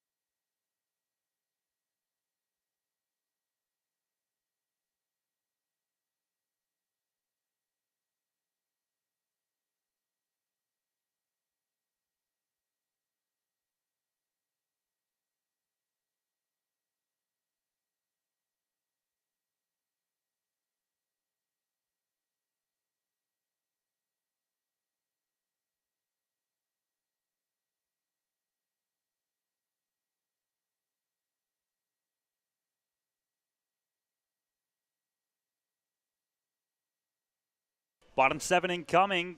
Monroe back on the mound for the Pioneers after what was an interesting top half of the inning, but the Pioneers were not able to score on it. There's a discussion about what ended up happening in between the two innings here, in between the half innings here, but now Justin Matt steps up to try and bring things forward for him. As around the West Division right now, it's a 7-2 lead right now for the Niagara Ironbacks over the Niagara Falls Americans. That game's in the top of the eighth, while in the top of the eighth, over in Batavia, the Muck Dogs lead 2-1 over Olean. First pitch goes in there for a ball. It'll be a 1-0 count. Yeah, and Monroe had a solid first inning of relief coming out of the bullpen. And it looks like they're going to be asking him to do this inning and then some. Currently no activity in the Pioneers bullpen. So 1-0, the pitch. That one's too far over. It's going to be a 2-0 now here to bats. As Coach Barber runs out there to go flip the ball over. So 2-0 incoming now. Stab, kick, deal. That one swung by bats. Foul. He hit that one a mile high into foul territory. So it'll be a 2-1 count. Yeah, and Bats just trying to stay focused at the plate right now, just trying to create the leadoff base runner for the Doubledays here. As a lot of times a leadoff base runner can lead to more success at the plate in the inning. 3 plate appearances so far today. Has gotten on all of the times. That one inside 3-1. He's walked twice, and he's also got a single in the contest. As now, 3-1 count. Kick, deal, Monroe. That one swung on there, heads towards right field. Delaney's not going to be able to go play that one. It's a single coming in, if not more for bats. He turns, the ball getting dribbled over there and right to throw on in, and not in time. It's going to be a double coming in for Justin Bats. Yeah, Delaney just had some trouble picking that ball up over in right field. Looked like he bobbled that one a couple of times. And not the start to the inning you're looking for the Pioneers, but if you're the Doubledays, that is exactly what you needed, the leadoff man in scoring position. So now it's a man on second as the Doubledays look to try and come back into this one. The Pioneers in the past week have been well too familiar with comebacks. So last Friday, they were able to come back and win it against Olean, out in Olean. But then Saturday, with the lead against Batavia, not able to come up with that one. Batavia came back and walked it off in the ninth, hoping not to continue that here today. Bunt shown there. It's going to pop up in the air by Shoop, and it's going to be grabbed there by Monroe. So a bunt attempt no good, one down. Yeah, that's what you're looking for in the situation if you're Shoop. You're looking to get the bunt down, try and get that runner over to third base. However, Monroe executes his pitch perfectly, gets him to pop it right back up to him for a huge first out in the inning. Braden Michelson now steps up, 2 hits in the contest, and has struck an out, so 2 for 3 on the day. Pair of singles for him. And single here could advance Bats to third, if not to home. He represents the tying run for the Doubledays. Getting ready for first pitch now to Michelson. Jones gets his leg square. The throw, that one goes low for a ball. So it's going to be a 1-0. Not a bad first pitch there. Obviously, Monroe trying to get a ground ball here. It's anything on the ground. More than likely keeps that runner on second base unless it's hit to the opposite side. But goes to the off speed to try and get him out in front of it and get him to roll it over. But a good take there from Michelson. 1-0 to Michelson. Justin Bats over at second following his double. That pitch in there for a strike. It's going to be a 1-1. And a beautiful pitch there from Monroe. That's, again, that front door sort of sweeper slider pitch that we've seen a lot. Obviously, we saw the starters in this game going to that pitch a lot, but now the bullpen going to it with Monroe. And now Michelson gets ready here in the box as Pioneers don't have any specific shift, but that one's going to drop towards into center field. Bats is going to get the hold up over at third. Throw comes in by Baker, cut off there by Dubak. And so now it's men on the corners with an opportunity to tie this ball game up following a Michelson single. His third single in the contest. And so now Miles Fontaine will step up. And the contest here, he is going to be 1 for 2 with a hit by pitch as well. As there are some signs coming in from Jones. If Fontaine can play something into the field of play, opportunity to end up scoring as well. Have to watch out for a potential double steal. Justin Bats over there at third. Throw comes down. Opportunity to see Bats start running. One down here, man on the corners. Monroe throws. Fontaine, that's inside. Comes close. That'll be ball 1. You have to expect that Fontaine is getting a lot of pitches that are going to be low in the zone here. Monroe looking to get the ground ball, get out of the inning, and especially avoid the fly ball, as it would be a sacrifice fly. However, that would allow the game to be tied. Next pitch, that one low. Throw down to second, not good. Bats will not run from third. It's a stolen bag coming in there by Michelson and limits the possibility of a double play ball being turned. Yeah, definitely not what you're looking for there for Ryan Jones. If you get a good throw there, there's a chance you're able to get the runner out.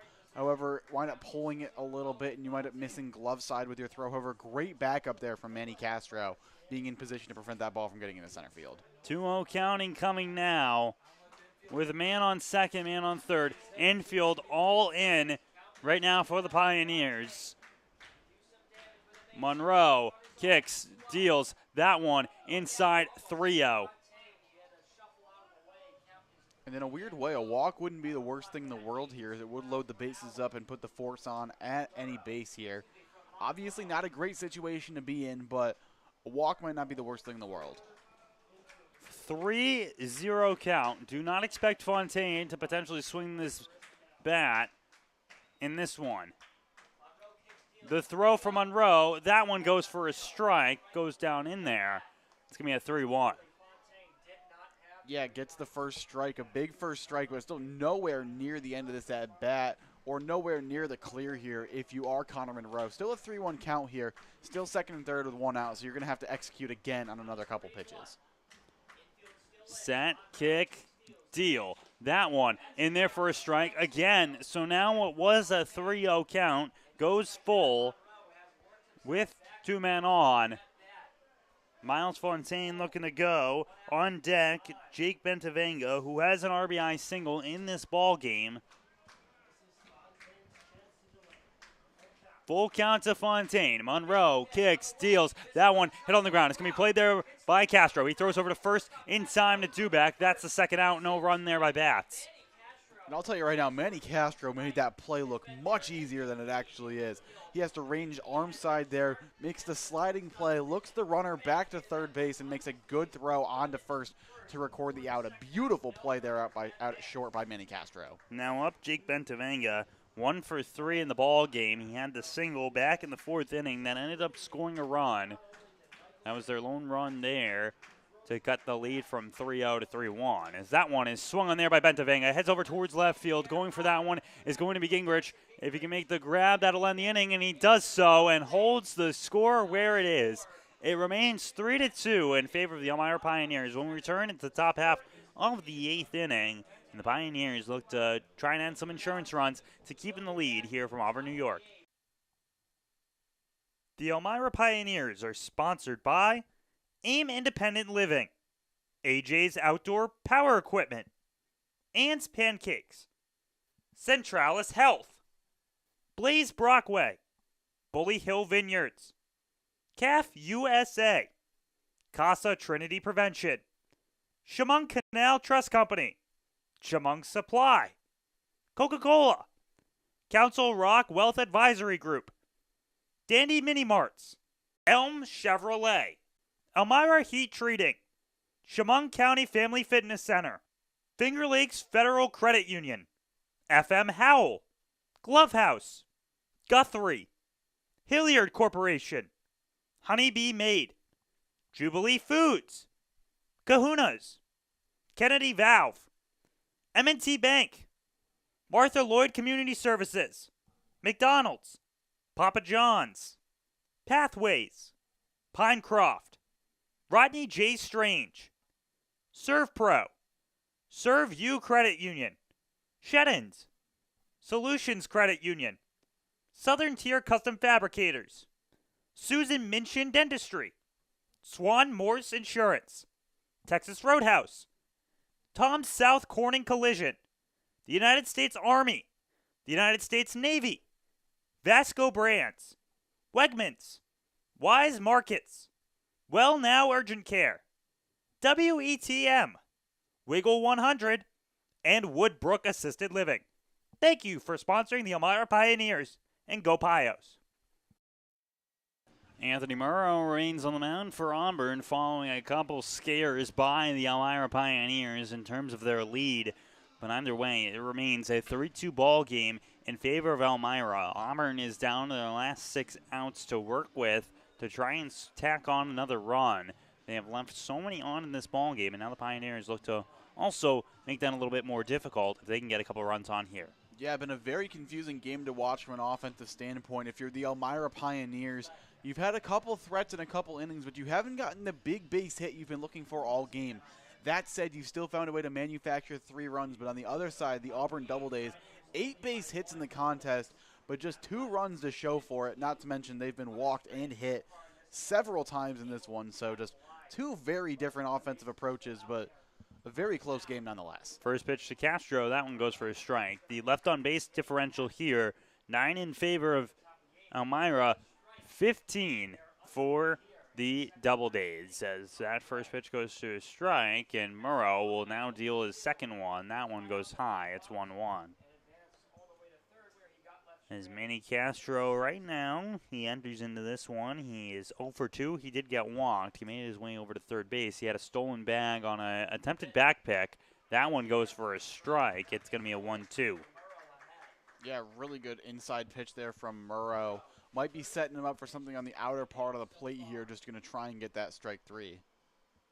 Pitch comes in. That one swung there by Castro. Heads over to right field and will drop into right field. Castro has himself a hit there as he is now on first base. I mean, great piece of hitting right there. Pitch goes back inside from Murrow. Castro stays on it a little inside-out swing, flips that one into right field, and the Pioneers are in business with the leadoff man on. So leadoff man has a single, and now coming up is Brandon Dumack, who his last time up had a single of his own. That was back in the 6th, where Castro also led off that inning, had the first 2 men on with no outs. That one goes inside, and that will almost hit Duback, but Castro will move on over on the pass ball.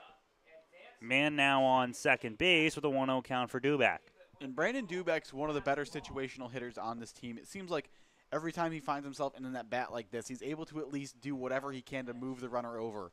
He might not get the base hit to cash you in here, but he will certainly make the pitcher work for it, and there's a real chance he'll get that runner another 90 feet over. 1-0 count incoming for Duback. The throw, that one in there for a strike. So first pitch, ball, next pitch, strike, goes for an even exchange. So it'll be a 1-1. Castro over at second, looking to make a move here. As bunt sign thrown there by Duback. He goes outside. It's going to be a 2-1, and that's what the Pioneers have been using right now, showing the bunt to get into the mind of Murrow. Kind of seems like some Chad Tracy Red Sox level bunting that we're seeing here. Obviously, the Red Sox, no stranger to bunting the baseball. It seems like today the Pioneers, also no stranger to bunting the baseball. 2-1 incoming. Brandon Duback showed bunt his last time. He'll show bunt again, and he places that one down. It's being grabbed there by Murrow. He's going to throw one over to first to Bats in time for the out, but it moves on over Castro to third. Little small ball moves him over, and now just one base away from scoring a run is Manny Castro. He's on that last stop there. And now coming up is going to be the next batter for the Pioneers, and Alex Davis, who has walked every single time he's been at the plate. And going back to that last at-bat, just another great bunt from the Pioneers. Brandon Duback lays that one down towards the pitcher. Castro got a good jump towards third, and again, Duback with a productive at-bat. That one's inside. It's going to get past the glove of Bentavanga, and on home comes Castro. It's 4-2 in favor of the Pioneers. And that right there is how you manufacture a run. You get your leadoff man on with a base hit, one of the few that you have, just your fourth of the game. You're able to get him down to second base on a pass ball, get him to third on a bunt. He scores on another pass ball. Just fantastic sequence there from the Pioneers, just getting a run across by any means necessary. So 1-0 incoming to Alex Davis with no men on, following Manny Castro, getting on his way home. That pitch outside, 2-0. And so Davis is right now having into his count once again. The Pioneers, almost a must-win game for them, because right now Niagara Ironbacks currently lead over the Niagara Falls Americans 7-2, and if Niagara were to win this one, they would be tied with the Pioneers. Pioneers lose that, and they would lose this one, and they would fall down out of the 4 seed, as seems to be something happening here with Bentavanga, but with that, we'll take a second. We'll take a peek at those standings here for the West Division. As I was mentioning, Batavia currently leads the West Division with a 25-8-1 record. Jamestown down behind them, due in part to their loss to Batavia, and then the other spots filling in there with the 4 seed being the big factor between 3 teams. That one goes there, no good, ball. It'll be a 3-0. Yeah, and I think Davis might be in line for, what would this be, his fourth? His fourth walk of the day. 3-0, the pitch, that one, low, ball 4, and as they say, it's the walk of life for Alex Davis. He heads on over to first, and another man goes on for the Pioneers as they have scored another run, and they are leading by 2 with Jack Aylward now coming up. He has the opportunity to just almost put this game away. I mean, it feels like you can never say never with this Auburn Doubledays team. We've seen them have some very explosive games at the plate, but another run across would be a very big one for the Pioneers that would give them a 3-run lead. Fouled away there by Jack Aylward. Once again, 15 men left on base in this contest by the Auburn Doubledays. That has limited their success. Pioneers have been able to score through 3 innings. They scored 1 in the 3rd, they scored 2 in the 4th, and now here in the top of the 8th inning, they were able to score 1. That pitch fouled off the legs there of Jack Aylward. He's 0 for 2 in the ballgame. He did get walked to start things off in the 2nd. Both times he's gotten out have been by strikeout.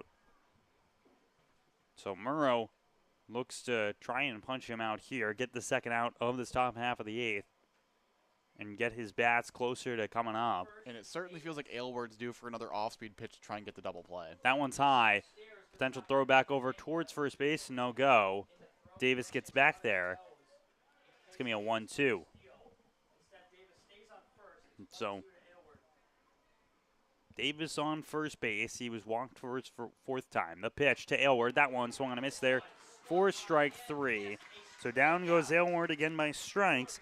And coming up now is going to be Ryan Gabbianelli, who is 0 for 3 in the ball game. He has a pair of strikeouts as he also lined one out towards the second baseman. With 2 outs here, looking to put something in play, move his runners along. Feels like he's due for something here. He's put the ball in play once already today. Does have a couple of strikeouts, as you mentioned, but it feels like he's been having too good of at-bats at the plate to not be able to cash in at some point tonight. So Murrow looks down towards Bentavanga for the first pitch. It comes in, that one for a strike. 0-1. Great first pitch there from Murrow. Just goes to the outer part of the plate. Nothing Gabbianelli can do except for watch it for strike one. Next pitch about to come in here against Gabbianelli. And it will. That one for another strike. So it's an 0-2 count. The Pioneers have struck out 12 times in this ball game. Here, that's accounting for more than half of their outs. As Murrow gets set. Kick, deal. That one just low and missing. It's going to be a 1-2. A bold take there from Gabbianelli, knowing that if he winds up taking it for strike three, the inning ends. However, it was the right call to take the pitch. It was called a ball, however, still not home free yet. 1-2 now for Gabbianelli. Davis has his lead over at first. The throw, that one bounces in the turf. It's going to be a 2-2. 2-2 counting coming for Gabbianelli, who looks to battle to stay alive. Try and see if he can add some more runs onto the board for the Pioneers. They've scored 1 this inning. That was by Manny Castro. Pitch, that one. Did he swing? They say it'll be a strike 3 nonetheless. Called 3 strike. And now we head to the bottom half of the 8th. Pioneers score 1. It's 4-2 when we return here on the Pioneers Broadcasting Network.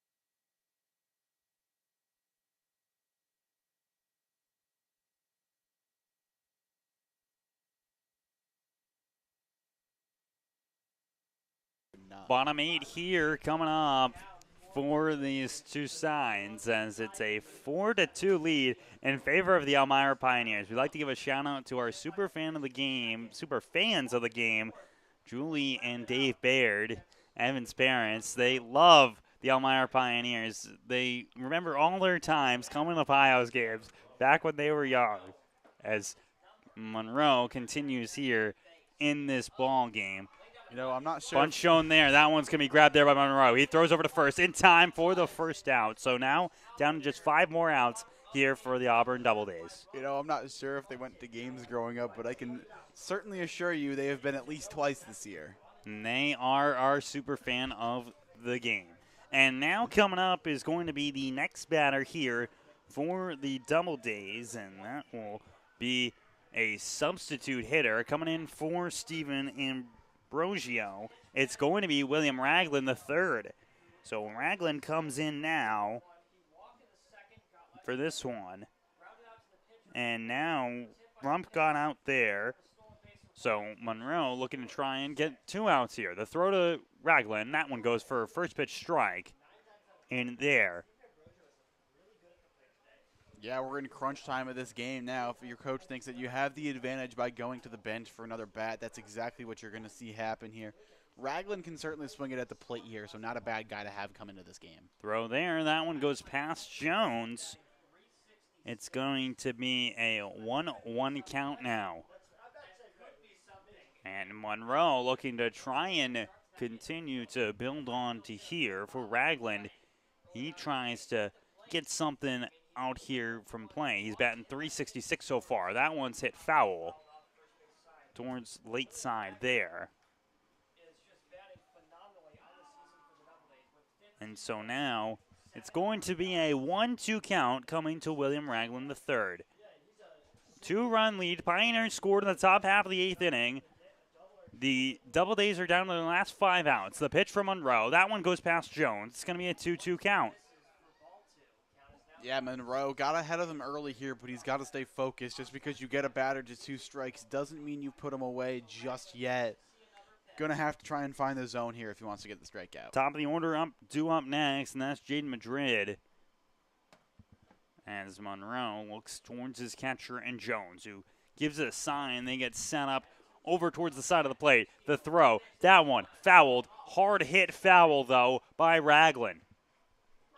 That was an absolute scorcher that had it foul. Yeah, Ragland just doing what he can to stay fighting here at the plate. He's already seen a couple pitches from Monroe. So now he's definitely in the advantage here. With every pitch you see from the pitcher, the batter gains a slight advantage. As here comes the pitch. That one outside. Did he swing? They point down. They say no go. It'll be a full count now. That was a very close one there. Ragland able to stay alive in this at-bat. If he went around, it would have been a drop third strike. Ragland would have had the opportunity to run over to first base. It's a full count now. 1 pitch away from getting it out and 1 pitch away from putting a man on. And Monroe probably has in the back of his mind that he got him to check swing at that pitch, which means it was enticing enough to consider swinging at. The throw, that one, outside, ball 4, man goes on. So a walk comes in there by Ragland, who's the pinch hitter for this one. And now with 1 out, Madrid steps up here. He is coming into this at-bat, going 1 for 3. He also got hit by the pitch earlier that he tries to work with. So man now on first by a walk. If Madrid can get on, he'd represent the tying run. Monroe set. Throw comes in. That one for a strike. It's going to be an 0-1 incoming. And a strong first pitch there from Monroe. Goes back to the off-speed pitch on the inner part of the plate. Feels like we've seen that pitch about 100 times today. But it's been so effective no matter who's thrown it so far. Monroe's throw. Ragland moves over from that one. It's a hit coming in from Madrid. Ragland's going to move on over to third. He stumbles on second base. The throw comes on over to Gabbianelli. It's not going to be in time. It's going to be a double. A single, which the throw allows him to reach over towards second base there. So a single comes in for Madrid. And he gets over there towards second. Now 2 men in scoring position representing the tying run. And this is where that insurance run you got in the top of the 8th inning is huge. A base hit winds up tying this game up instead of having it wind up be a swing that winds up allowing the Doubledays to take the lead. So man on second, man on third. Up to bat, Ethan Smith, as there's some conversation on the mound here with the man on the mound in Monroe. There's someone coming out now who is stretching for the Pioneers in the bullpen to get things going here. Potentially see someone like Sam Watts come out. And it looks like that is Sam Watts throwing out there in the bullpen right now. Watts did throw back in the last game that the Pioneers had. That was against Geneva.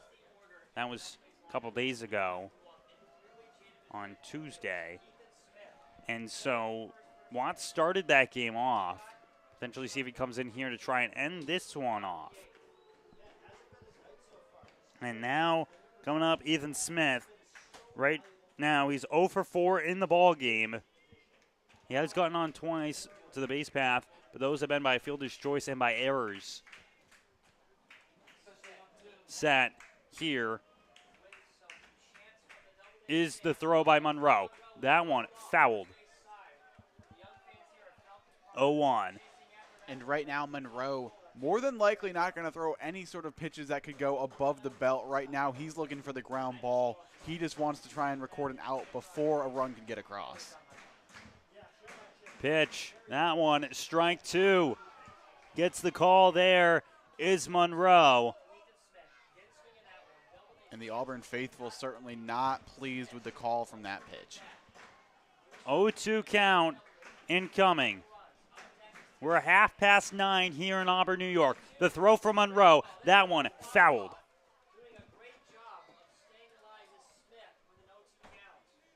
0-2 it remains. That pitch just a touch over 70 miles per hour by Connor Monroe. So they get ready here. One down, 0-2 count. Man on second, man on third, excuse me. Ethan Smith looking to move the man along. The tying run represented there at second. Kick, deal from Monroe. That one's fouled again, goes between the legs of Jones. It remains 0-2. Here, on base right now, William Ragland III over at third base. Jaden Madrid, he had that single that he was able to reach towards second on the throw. Remains 0 balls, 2 strikes, 1 out. Monroe delivers. That one low. It's going to be the first ball of this at-bat. Another good pitch there from Monroe, going again either for the swing and miss or the ground ball, but it's a good job there from Ethan Smith to take it. Just you don't have to swing at it if it's not in the zone. That one certainly looked enticing, but not good enough. So 1-2 now incoming. The infield in the infield turf as Monroe steps and fires. That one swung on, foul tipped in the mitt, strike 3. So now it's 2 down here with Teddy Monahan stepping up. And while there is 2 outs, you mentioned it, Teddy Monahan coming up to the plate, so you're not quite home free yet. Monahan with the ability to change this game around with one swing of the bat here. And if you're the Doubledays, this is about as good of the guy you want at the plate for the situation. Monahan, last time that the Doubledays faced off against the Pioneers in Auburn, hit one over the wall for a grand slam. Can he hit another home run here? Give the lead to the Doubledays. First pitch from Monroe. That one's going to bounce. Good block there by Jones. Yeah, Jones does a great job to get a body on that pitch, make sure it doesn't get past him. Because if that does get past him, more than likely going to score the run on third and allow the runner on second to advance down to third. So Jones, fantastic job to make sure he got something on that. 1-0 here. Ball in play, and the runners are going. Throw comes in. That one swung on. It's high into the air. Going underneath that one is going to be Esley. He puts the glove up. He makes the grab and gets the out. Keeps the men on. Remains the score at 4-2. We head to the top half of the 9th inning. The Pioneers are leading this one and just need to hold on for 3 more outs of Auburn. It's 4-2 here from Auburn, New York.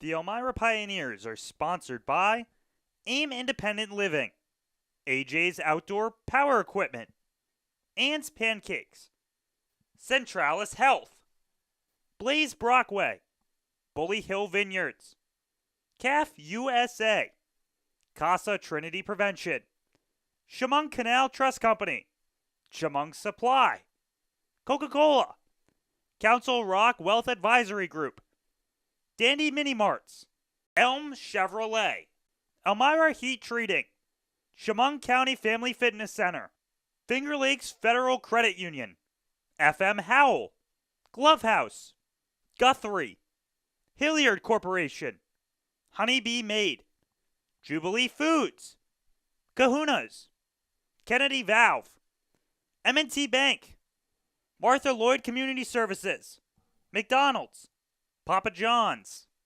Pathways, Pinecroft, Rodney J. Strange, ServPro, Serve You Credit Union, Sheddens, Solutions Credit Union, Southern Tier Custom Fabricators, Susan Minchin Dentistry, Swan Morse Insurance, Texas Roadhouse, Tom South Corning Collision, the United States Army, the United States Navy, Vasco Brands, Wegmans, Wise Markets, Well Now Urgent Care, WETM, Wiggle 100, and Woodbrook Assisted Living. Thank you for sponsoring the Elmira Pioneers, and go Pios. Top of the ninth inning, the final inning of this ball game, unless if Auburn is able to tie it up. Pioneers looking to get their second win over the Doubledays this season. And right now, the Pioneers look to get ready to go with Ryan Jones. Some defensive substitutions as Chase Moore does come in over at third base in replacement of Miles Fontaine. First pitch comes in there to Jones. That'll go for a ball. It's going to be 1-0. Yeah, Ryan Jones is going to try and look to get on base here, create some traffic for the Pioneers, try and get them another insurance run because a 2-run cushion at this stage of the game is very crucial. But if you're able to grow that lead anymore, it makes the job that much easier for the bottom half of the inning. 2-0 count. That pitch goes wide of the man behind the dish, Ventavanga. So now it will be 2-0 as Jones takes a second to reset here and gets ready to go now as he steps back into the box. Auburn has just 3 outs to work with in the bottom half of this inning. The Pioneers would like to make that much more difficult. It's a 3-0 count now. Jones so far today, he is 0 for 3. He had the E6 that got him on, but will not be ruled as getting on safely. And so now with 3-0 count, the pitch, that one goes down low, ball 4. Jones will get on safely for the first time today via walk. So now there's a man on first, as coming up is going to be Tyson Gingrich, who is 1 for 2 in the ball game. He also walked earlier. He represented that first run that scored for the Pioneers. Yeah, and Gingrich at the plate can definitely do whatever he can to get on base. As you mentioned, he's been on a couple times today. Just seems like he's so good at making the pitcher work for it at the plate. That one, strike number 1 coming in. The first strike of this inning here by Murrow. Around the West Division, Niagara Ironbacks. They defeat the Niagara Falls Americans. They move to a 500 record on the season, 16-16-1. That pitch goes in there for a strike against Gingrich. It's going to be an 0-2 count. Olean falls to Batavia at Batavia, 3-2. Olean falls to 16-17 on the season. That makes this game so much more crucial for the Pioneers. That one goes inside, gets past the glove of Ventavanga. Jones moves over towards second base. He turns as if to go to third, will not do so.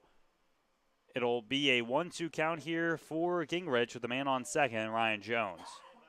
And if this wasn't a 2-strike count, I would say this opens up the possibility of a bunt here from Gingrich to try and get a runner on third with the top of the order coming up. However, with the 2-strike count, Gingrich still going to be swinging away. 1-2 now. Jones on second. Gingrich swings on that one. It's going towards foul territory. Morris running over for that one. No good. It's off the 10th over there in foul territory. It's going to remain a 1-2 count with no outs. As Pioneers trying to add some insurance runs onto the board to keep in the lead over Auburn. They have beaten Auburn before this season. That was here in Auburn. That pitch is well high. Jones is going to move over towards third base. No throw comes in by Ventavanga. Wild pitch moves him along. Yeah, and if you're Gingrich right now, you just had the situation gifted to you. You came into this at-bat with a runner on first. Now a runner on third, and you're still at the plate. All you got to do is get a fly ball here, and your Pioneers would get a 3-run advantage if you're Gingrich. Now 2-2 here for Murrow. The pitch, that one swung on there by Gingrich. Heads over towards left field. Chasing back for that one is going to be Moore. It's in foul territory. It's going to be too far in foul territory. It'll go for a foul ball. Had the right idea there trying to get the fly ball. Just didn't hit that one deep enough. Lucky that that one wound up going foul, or else that one more than likely would have stayed in fair territory and been caught for the first out of the inning while not being deep enough to advance Jones. So grabbing back his bat is Manny Esley, who is on deck for the Pioneers. And Gingrich will get back into the box with a 2-2 count. No outs right now. Leadoff man got walked, and Ryan Jones and moved all the way over to the third. That one's hit on the ground. Jones is going to run on his way home. The throw onto home for Bentavenga. Is it in time? No, it is not. The sliding mid comes in there for Ryan Jones. It's 5-2 in favor of the Pioneers.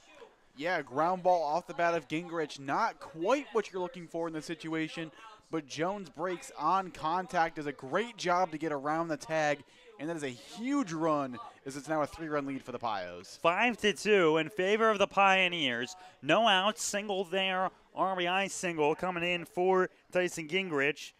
And now Manny Esley comes up. He's 0 for 4 in the ball game so far, the 5th time through the lineup here.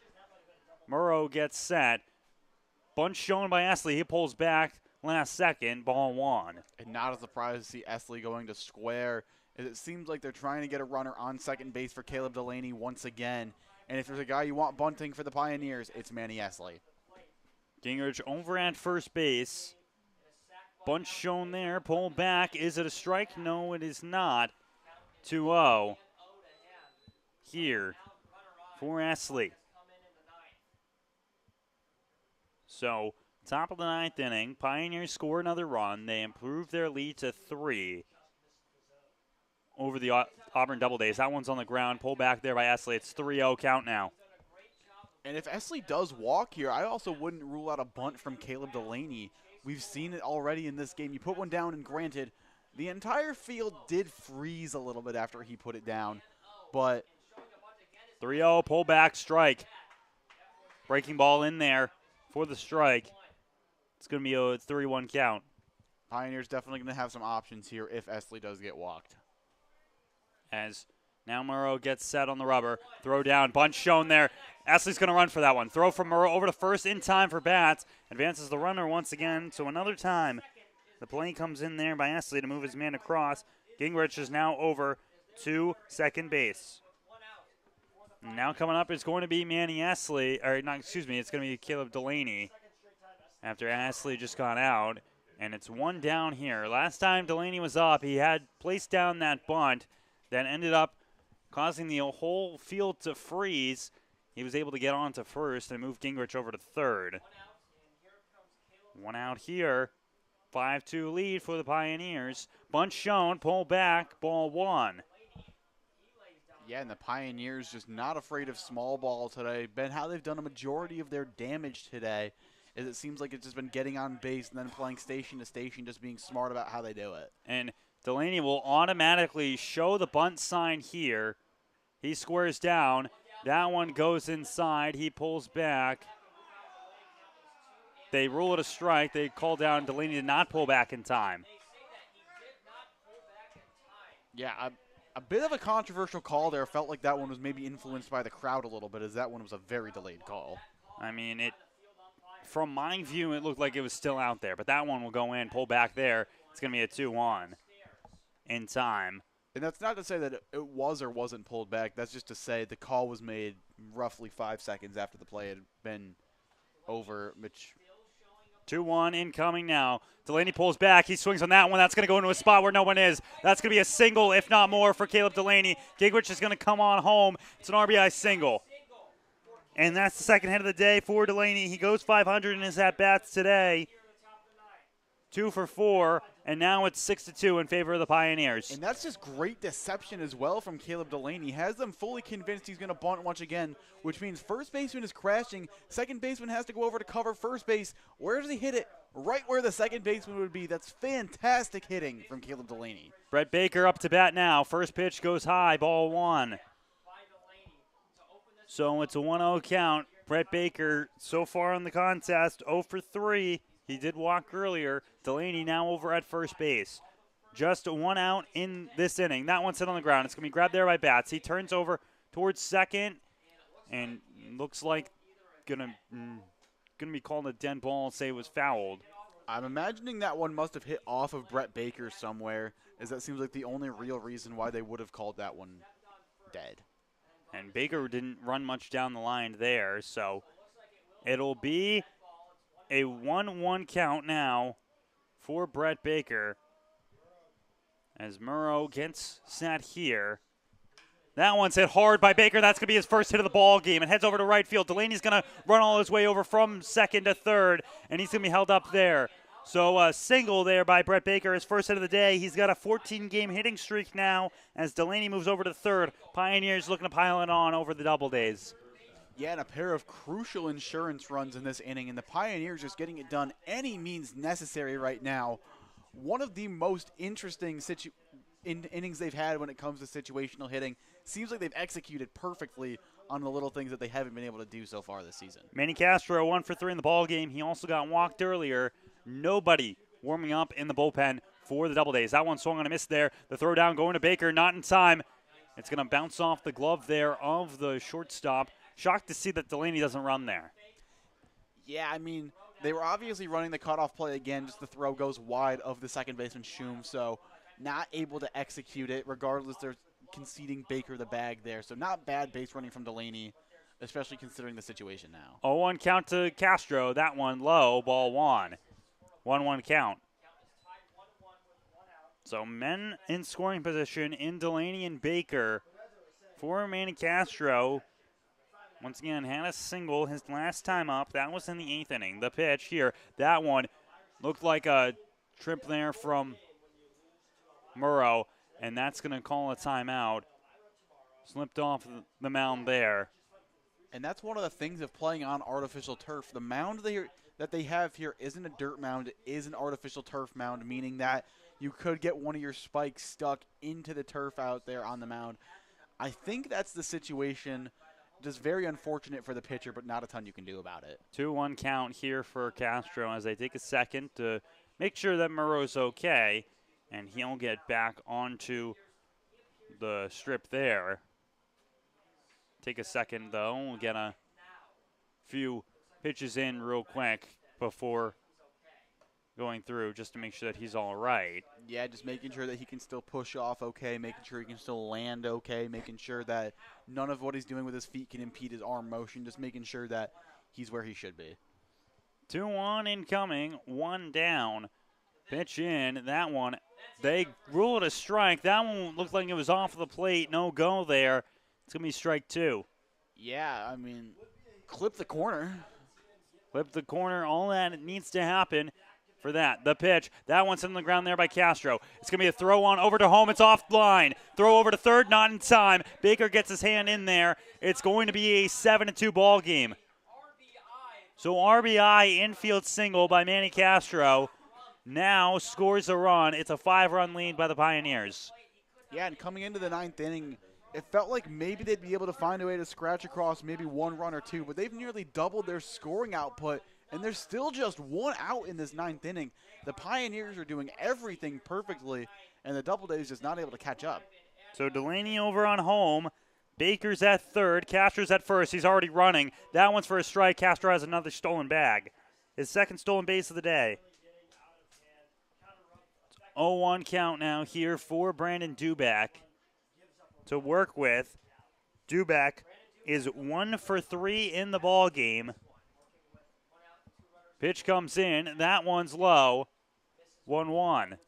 Good block behind the plate from Benti Venga. Just don't want to give up any more damage than you've already dealt. Great job to get the block there. Saves another run.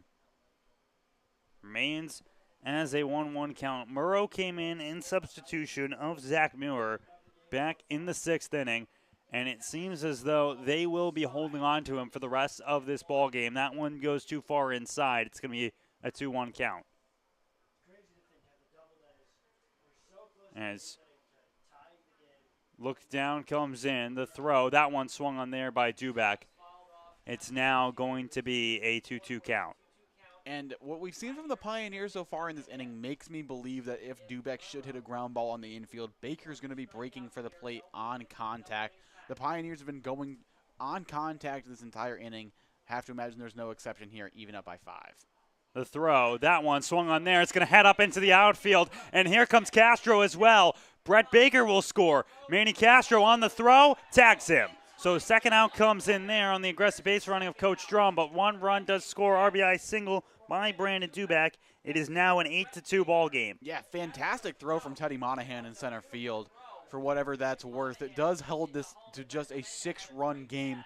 Just a beautiful throw, puts it right on line, a little bit up the line, but that's exactly where you want to miss with your throw.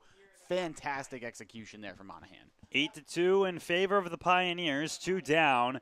First pitch comes in outside, ball 1 to Alex Davis, who so far today has walked 4 times in the ball game. As Murrow throws, that one swung on there. It's going to go for a strike. It's a 1-1 count. 4 plate appearances, 4 walks for Alex Davis. Pioneers lead 8-2 in the top half of the 9th inning.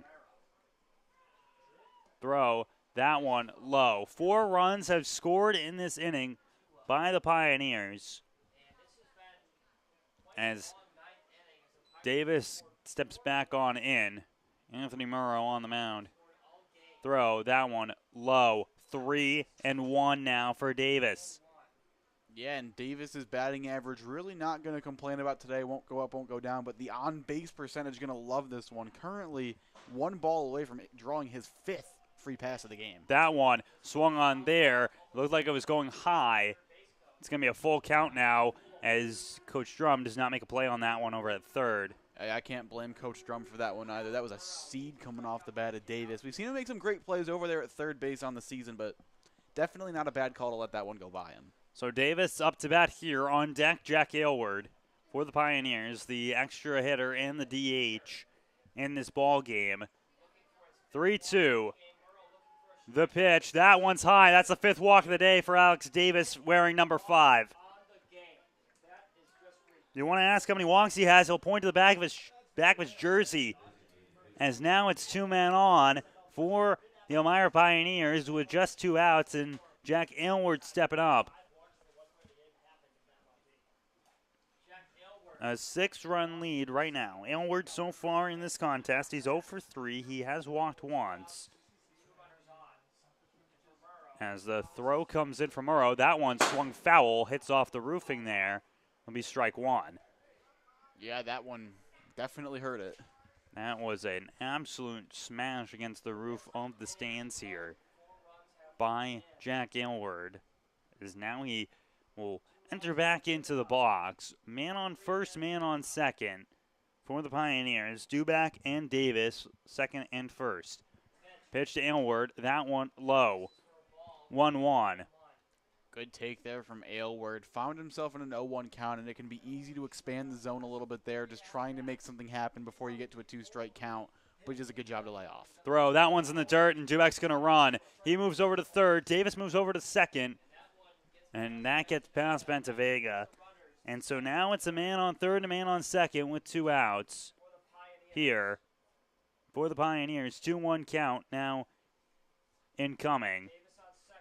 Dubak is over at third, and Davis is at second now. Aylward held off there. It's 2-1. Delivery. That one swung on there by Aylward. Head over to third base. Grabbed there by Chase Moore. He throws over to first to bats in time for the 3rd out. So 4 runs score for the Pioneers, and now they are in a 6-run lead over the Auburn Doubledays. When we return, Auburn has just 3 outs to work with to try and beat the Pioneers. It's 8-2 from Falcon Park.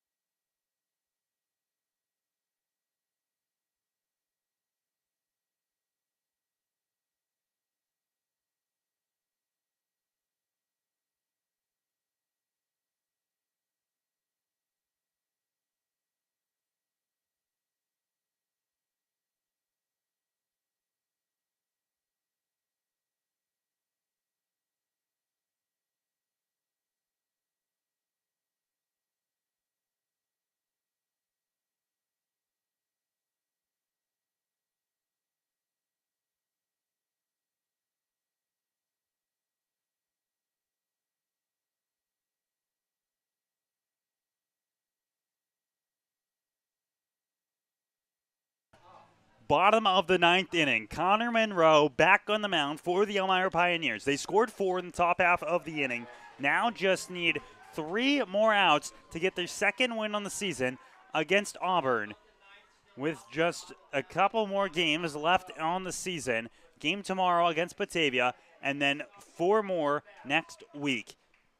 Monroe looks, kicks, deals. That one swung on there by Batts, and that'll head into the outfield for first pitch swinging for a hit. So Justin Batts gets another hit in the ball game. We welcome you here on the Elmira Pioneers Broadcast Network. Anthony Labonte alongside Evan Baird. Justin Batts has 5 plate appearances on the ball game. He's gone on every single time. 2 walks, 2 singles, and a double. As now coming up is going to be Flynn Shoup. Take this one forward. Auburn needs to score 6 runs to send this to a 10th. 7 to walk it off. Monroe looks over towards first base.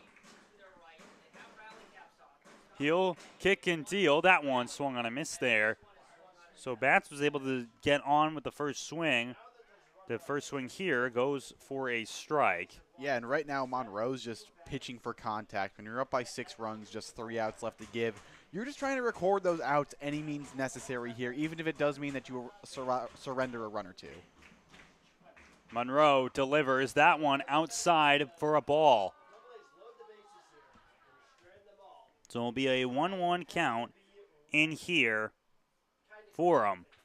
And so Monroe, if he is able to get out of this inning here, he would end up having a save on the ball game.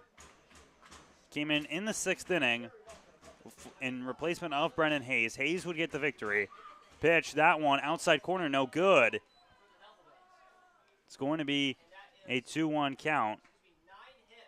Yeah, not a bad pitch at all there from Monroe, but this isn't the situation to try and just nibble around the corners here. You don't want to give them any free base runners when you don't have to. Make them earn it here, put the pitch over the plate, force them to put it in play. Throw comes in, that one for a strike. So it'll be a 2-2 count now incoming here for the batter for Flynn Shoup. 0 for 4 in the ball game. Trying to get on for the first time. Man over at first, that's Justin Batts. Set. Ready to deal. Kick. Fire from Monroe. That one goes past Jones. Jones will run after that one. Batts will move over to second. Yeah, and if you're Monroe, not what you're looking to do there. You now the double play, no longer in order for the rest of the inning. And you're in a full count now. Definitely not what you were looking for when you took the hill to start the inning. And so a full count now here. Runner in scoring position. 6-run lead right now by the Pioneers. So they look to try and steal one over the Doubledays, who currently sit in 3rd place in the West Division. Elmira sits in 4th. Kick, deal. That one swung off the end of the bat. It's heading there towards shallow center field. Grabbing for that one is Castro, and he makes the snag while loosing the hat. Yeah, great play there by Manny Castro to keep the focus. Make sure you get to the spot and make the play. Not an easy play whatsoever, but he's made the irregular look pretty routine today. So now it's 1 down. It just need 2 more outs for the Pioneers. It's up to Matt. Comes Braden Michelson here. He is 3 for 4 in the contest with 3 singles. As Batts sits on second. On deck, Chase Moore. Look, kick, deal. That one swung on foul, tipped into the mitt for a strike. It's going to be an 0-1 count. And for Monroe, that's what you're looking to do right there. Just try and get strikes, get ahead of these hitters, try and get them to put the ball in play. You get the ball in play, you record your outs. Look over here by Monroe. He looks back towards second. Esley would be the one covering if need be. That one goes in there for a strike. Called strike, strike 2. Michelson did not like when he just watched go past him. It's an 0-2 count. 1 down here, bottom of the 9th from Falcon Park. Pioneers scored 4 in the top half to now lead by 6. Batts over at second base right now. Kick, deal. That one hit on the ground. It's going to be attacked there by Castro. He grabs, he steps, he throws to first for Duback. Grabbed, and they rule the ball as hitting the ground, though. They say that he was off the bag there. Very confusing. They say it led him off of the bag with the throw from Castro. From our vantage point, it certainly looked like Brandon Dubeck held the bag when he had the baseball. Don't know what that there. It looked as though as well as he had the ball in his glove. But now it's going to be man on the corners for the Doubledays. As Batts is over on third, and on to first goes Michelson. As now coming up Chase Moore, trying to see if he can move his runners along, score some runs. Throw comes in there. That's for a strike. They allow Michelson to steal there. Stolen bag coming in. Yeah, a little defensive indifference right there. They were just going to give him second base no matter what. In the grand scheme of this game, should Michelson score, it would still leave us in a 4-run game. So for the Pioneers, just giving him what he's going to take. Look down there. Set. Kick, deal, fired. That one. Does it get the inside corner? No, it does not. It'll go for a ball. Great looking pitch right there from Monroe. Not too sure where that would miss, whether that was inside or whether it was low, but either way, a great spot, just not quite able to get the call. Down to their last 2 outs here are the Auburn Doubledays. 2 men on. The pitch. That one. Inside ball. It's going to be now another ball going against Chase Moore. Auburn needs to score 6 to keep this game alive. 7 to walk it off. They have 1 out right now. Pitch comes in. That one low. It's going to be a 3-1 count now incoming. And again, another great miss from Connor Monroe. Really not sure where these pitches are missing the zone right now. 3-1. Bats over at third base. Second base currently hails Michelson. Middle infield plays out. The pitch. That one's on the ground. It's going to be grabbed there by Duback. He's going to run over towards first base to get the force out. 1 run will score. It's going to be 8-3. And for the Pioneers, that's exactly what you're looking for right there, trading an out for a run, as one does come across here for the Doubledays, but now you're just 1 out away from going home with a victory. And moving over towards third base will be Michelson. As now stepping up is going to be Jake Bentavenga, who has 1 hit in the ball game. He's 1 for 4. Coming in now. Throw comes in. That one's hit hard, and it's going to go down the line there. 1 run is going to score here with Michelson. Bentavenga's going to move towards second. The throw comes in. It's a double for Jake Bentavenga. RBI double. It's now 8-4. Yeah, great swing there from Bentavenga. Stays inside on the fastball, rips it down the left field line. And for the Pioneers, that's where those insurance runs on the top of the inning look even more valuable right now. 4 runs scored by the Pioneers in the top half of the inning. If they did not get those runs, this would be a tied ball game. But now, 4 runs needed by Auburn to stay alive in this one. 2 down here. Rumpf comes up. Pitch. That one goes inside and hits him. Second time getting hit today is Connor Rumpf. It's now 2 men on. And Manny Castro, Brandon Dubeck, and Ryan Jones all put their hands up in disbelief. They thought he leaned into the pitch there. Nothing getting called there in terms of a lean. So now it's going to be Coach Burkhand stepping out to talk to his arm as Sam Watts goes back into some tossing for the Elmira Pioneers in case he's needed. I mean, yeah, don't look now, but if Ragland's able to get on, Jaden Madrid would represent the tying run at the plate, which seems kind of crazy to say out loud considering how the top of the inning went in the situation we're looking at right now, but that would be the case. And Ragland, once again, up to bat next. He walked his last time up. That was his lone first at bat, so he looks ready to go here as Burkhand talks to his arm. The goal, just get 1 more out and leave out of Auburn, New York with the victory. improve to 17-16 on the year, hold on to that 4 seed. That's the goal. And now Raglan will get ready to go here. Coach Burkan will step off and over the line. Man on second, man on first. It's Bentavanga on second. First base has Connor Rumpf to take this one forward. And the good news about this situation, if you're the Pioneers, is a ground ball in the infield and you just take the ball to the easiest base. However, that does mean that there was a serious scoring threat here for Auburn. This game not quite over yet. This game hitting the 3.5-hour mark just momentarily here. Monroe set for Raglan. He delivers. That one swung on there. Heads over towards left center field. Going for that one. It's going to be the man. Castro can't grab that one. The ball is going to drop, and it's going to hit off the base there of Baker. The throw over towards second base. Not in time. It's going to be safe, and that's a double for Raglan. It scores a run. And now Jaden Madrid represents the tying run. It's 8-5 in favor of the Pioneers. Yeah, just a bit of a mishandling of that play right there for the Pioneers, as that one looked like it was going to be a base hit that would find its way into no man's land off the bat. That's exactly what happened. However, the Pioneers got a little too aggressive there trying to get to the ball, and that's what allows Raglan to get the extra 90 feet on that play. And tying run is now at the plate for the Auburn Doubledays. 2 for 4 in this ball game. This is going to be his 6th plate appearance. He got hit by the pitch as well. Madrid swings that one hard. It goes foul. It's going to be an 0-1 count. Good job by Monroe to get ahead here and get the first pitch for a strike. Need it more than ever right now.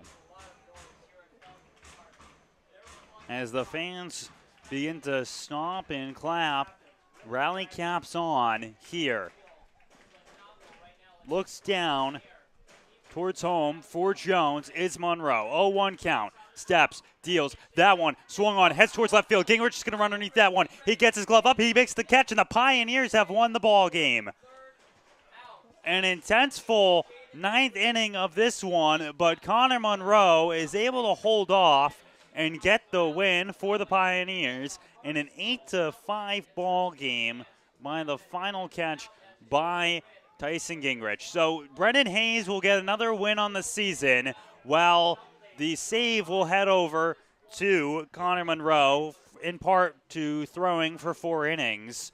But what an intense ball game that was. Yeah, I mean, top to bottom right there. A lot of traffic on the base paths. A lot of runners left on base. However, 13 did wind up coming across and scoring.